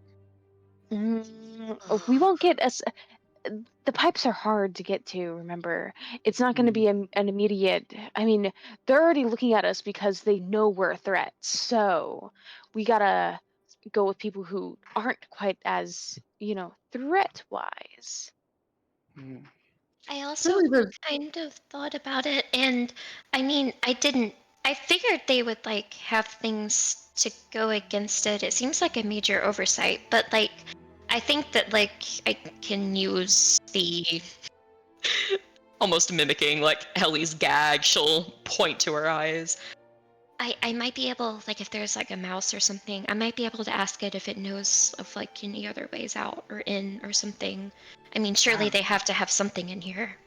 I knew your eyes were like really pretty, but they're so pretty that mice do what you say.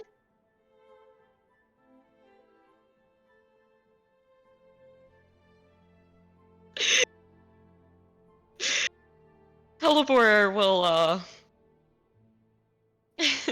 the smile drops and then she kind of forces it back up a little bit. Uh, yeah. I mean, Okay. they used to be a lot better before they got ruined. They looked like So, my dad's, but yeah, thank you. I mean, they're still beautiful. Hello. Hear me Please. out. Go ahead. They're going to clearly be looking at one of us to, of course, be having a hard time adjusting to the brainwashing that they're committing at this place.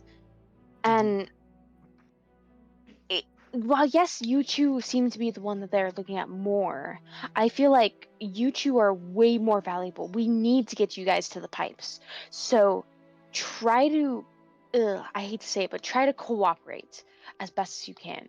I will cause up a ruckus. I will make it to where all their attention's so focused on me, and I'll be the distraction while you guys get to the pipes. But then if we do break them, how do we get to you? I mean, I'm not going to cause so much of a distraction that, I'm not able to get out. I just, So, I'm going to so you're pester a lot. so you're gonna distract them, and we're gonna run for the pipes, or are we gonna try to get assigned to them? First, find out where they're located, if possible. If you can sneak to Mhm, the pipes, mhm. that'd be great. If you can get You assigned, can ask, even you can ask better. the mice where the pipes are.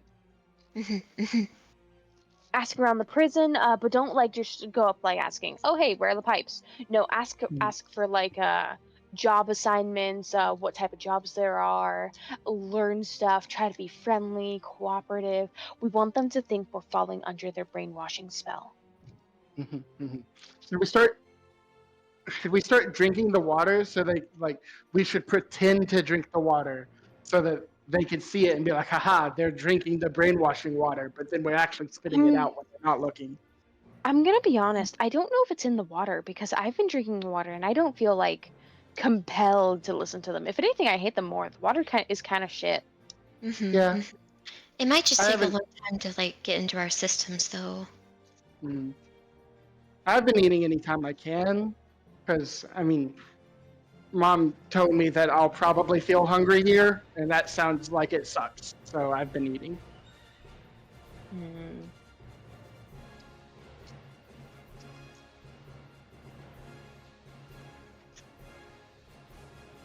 Alibor will give she's been in thought for like quite a while now since Helly dropped all of that info. Um and she it starts to fidget like a lot. It's obvious that she has something on her mind. Helly, how much do you know about like society and like the material and stuff? Hmm,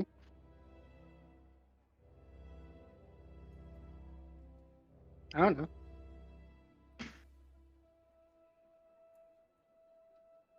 Why? I mean, I know they have gold here, um, and they're a lot more boring than soul coins. But uh, He like turns again. He goes, Phil. Damn it, he's still not here. Philly holds the gold that I have, but my mom gave me like 500, I think, something like that. You know, to pay for stuff.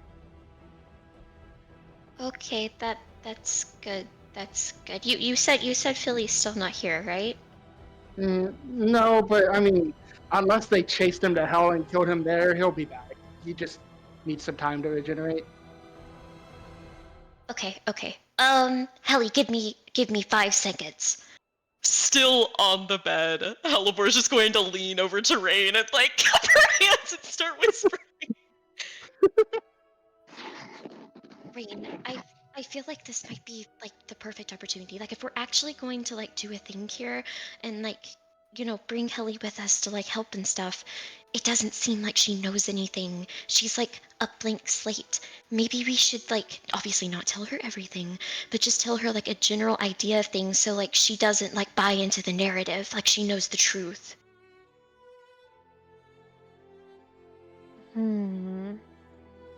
That is fair. What,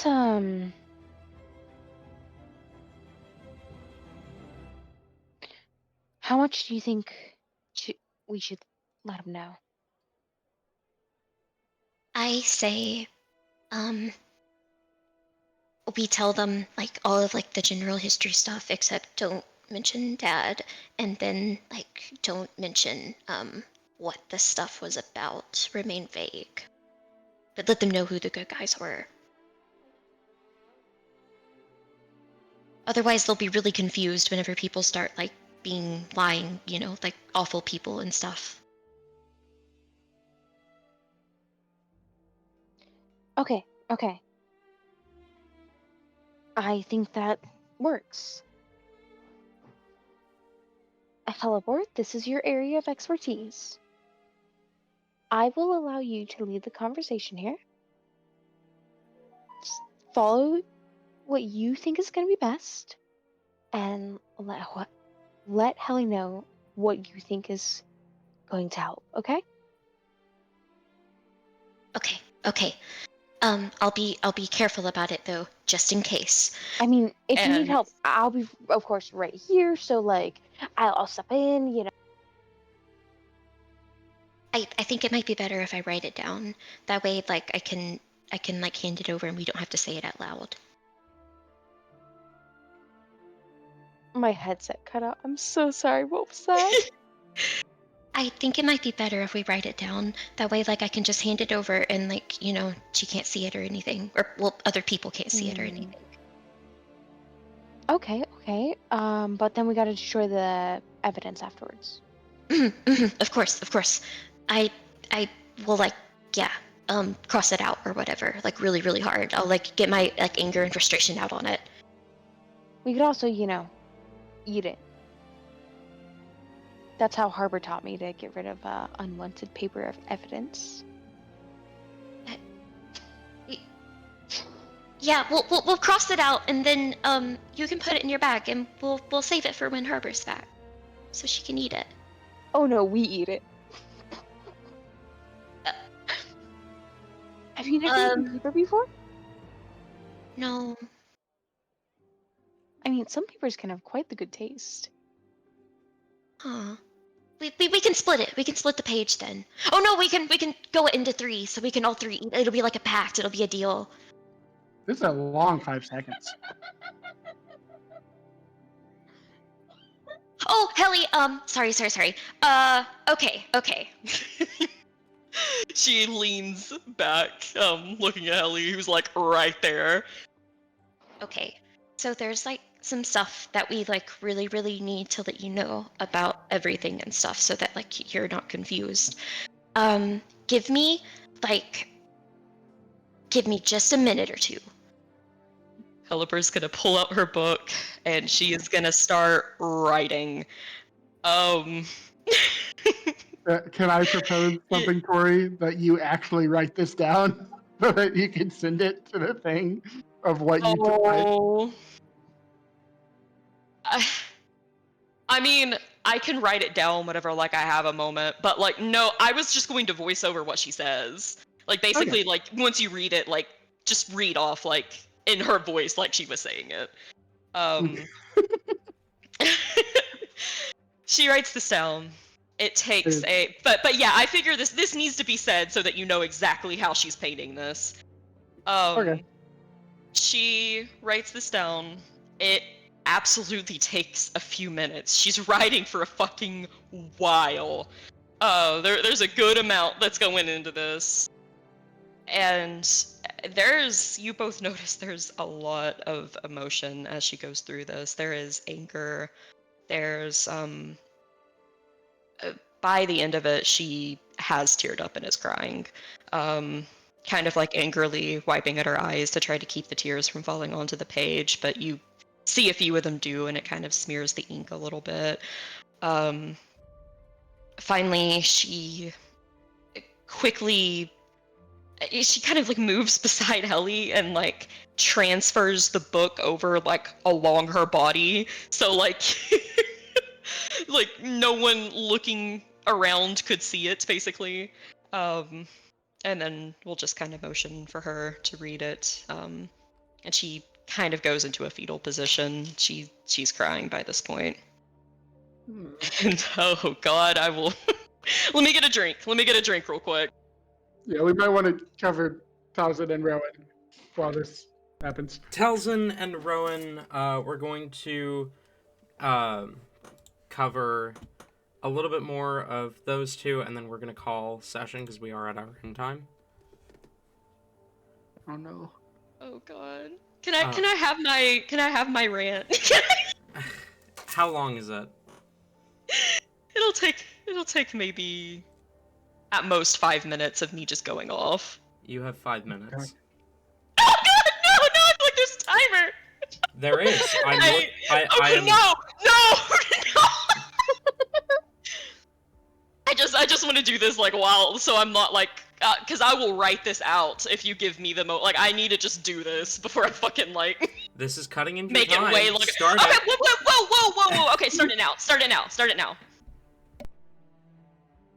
All right, she hands over the book. Looking at it, you see quite long. Okay. So there's oh gosh, where do I even begin?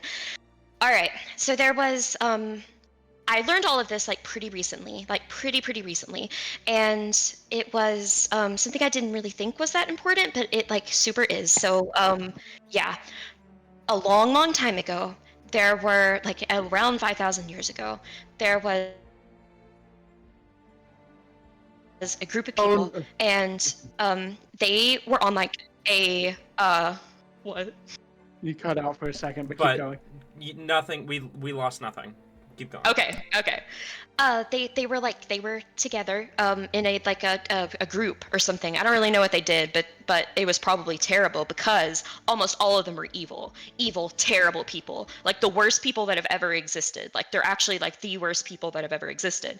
And all of them except there were 4 of them. There were 3 of them that were like actually really good, and then there was one that like they kind of like sometimes they were good and sometimes they weren't.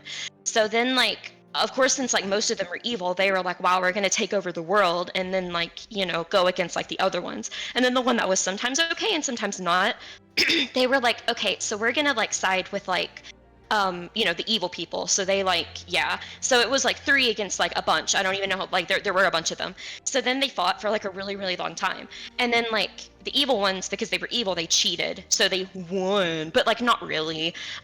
So like, of course, like since they were evil, they were like, wow, people are gonna like remember that we're evil and stuff. So we have to lie about it. So they got together and then they lied. And then they were like, wow, we're like actually the good ones. And they called themselves the heroes. And then the actually like, you know, good ones, they were like, they're bad and we're gonna call them the heretics. So then they lied, and like everyone now thinks that like the bad guys are the good guys and the good guys are the bad guys, and like it's like an unknown thing, so like you can't really like tell anyone. But then there are like the crests, and like all of these people, oh yeah, I didn't mention all of like the people that were like in this fight or whatever, they were like created by gods, like they were like their kids or something.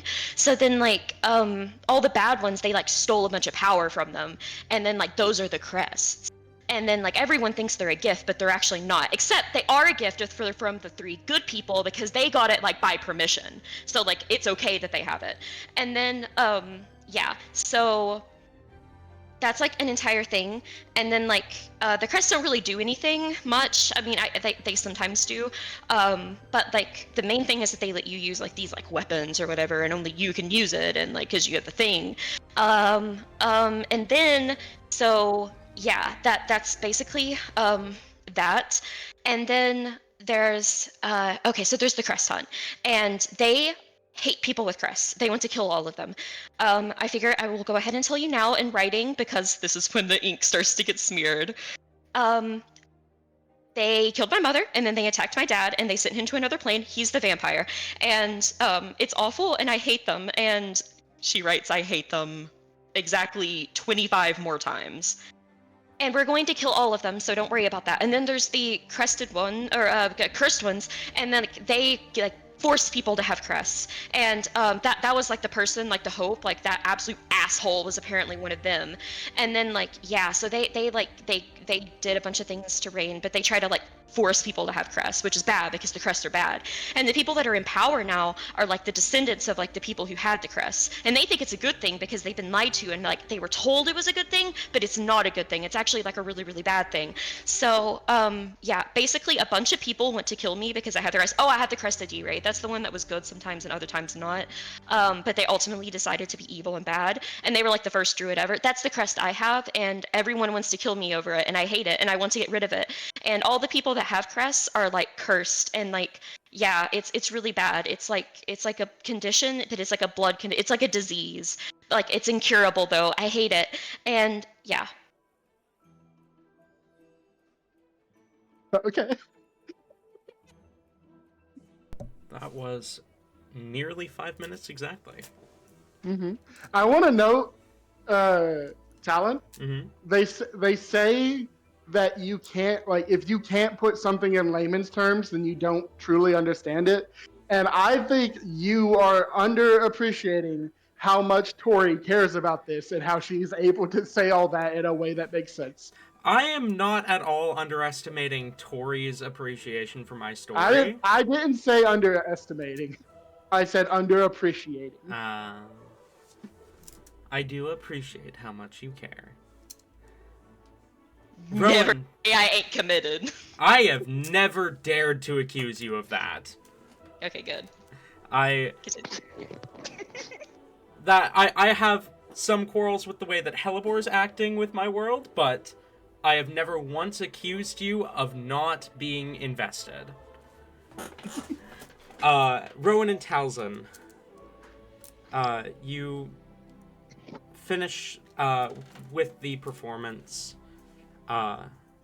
and begin to make your way back to your rooms. Is there anything else either of you would like to do? No, not really. Not that I can think of. Okay. You bed down for the night, and rest comes. Gross.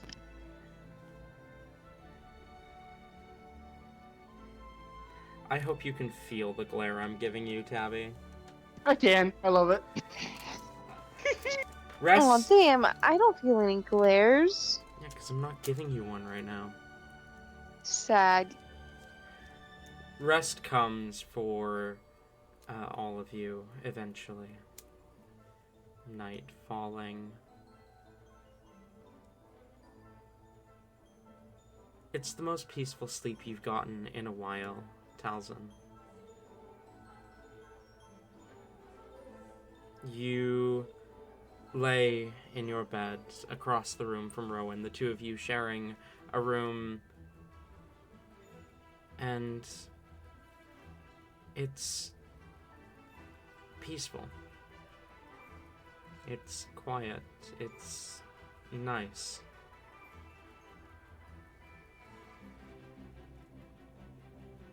And eventually morning comes. But that is a continuation for another day. thank you all for coming, both viewer and player. And I will see you all not next week, though Merry Christmas and Happy Holidays to any of you who may be listening to this. Wait, no Christmas session? No Azius session on Christmas. I need to confirm what the plans are, but I might run a one-shot. For those who are available. Okay, okay. It's a maybe. I don't want to promise anything right now. I need to confirm what the plan is right now, but I'll... If I have time, I might try and set up a one-shot. Something holiday-themed. But, thank you all for coming, both viewers and players. And I will see you all next week as we continue to explore the Praesidium Citadel and the morality of keeping people down below the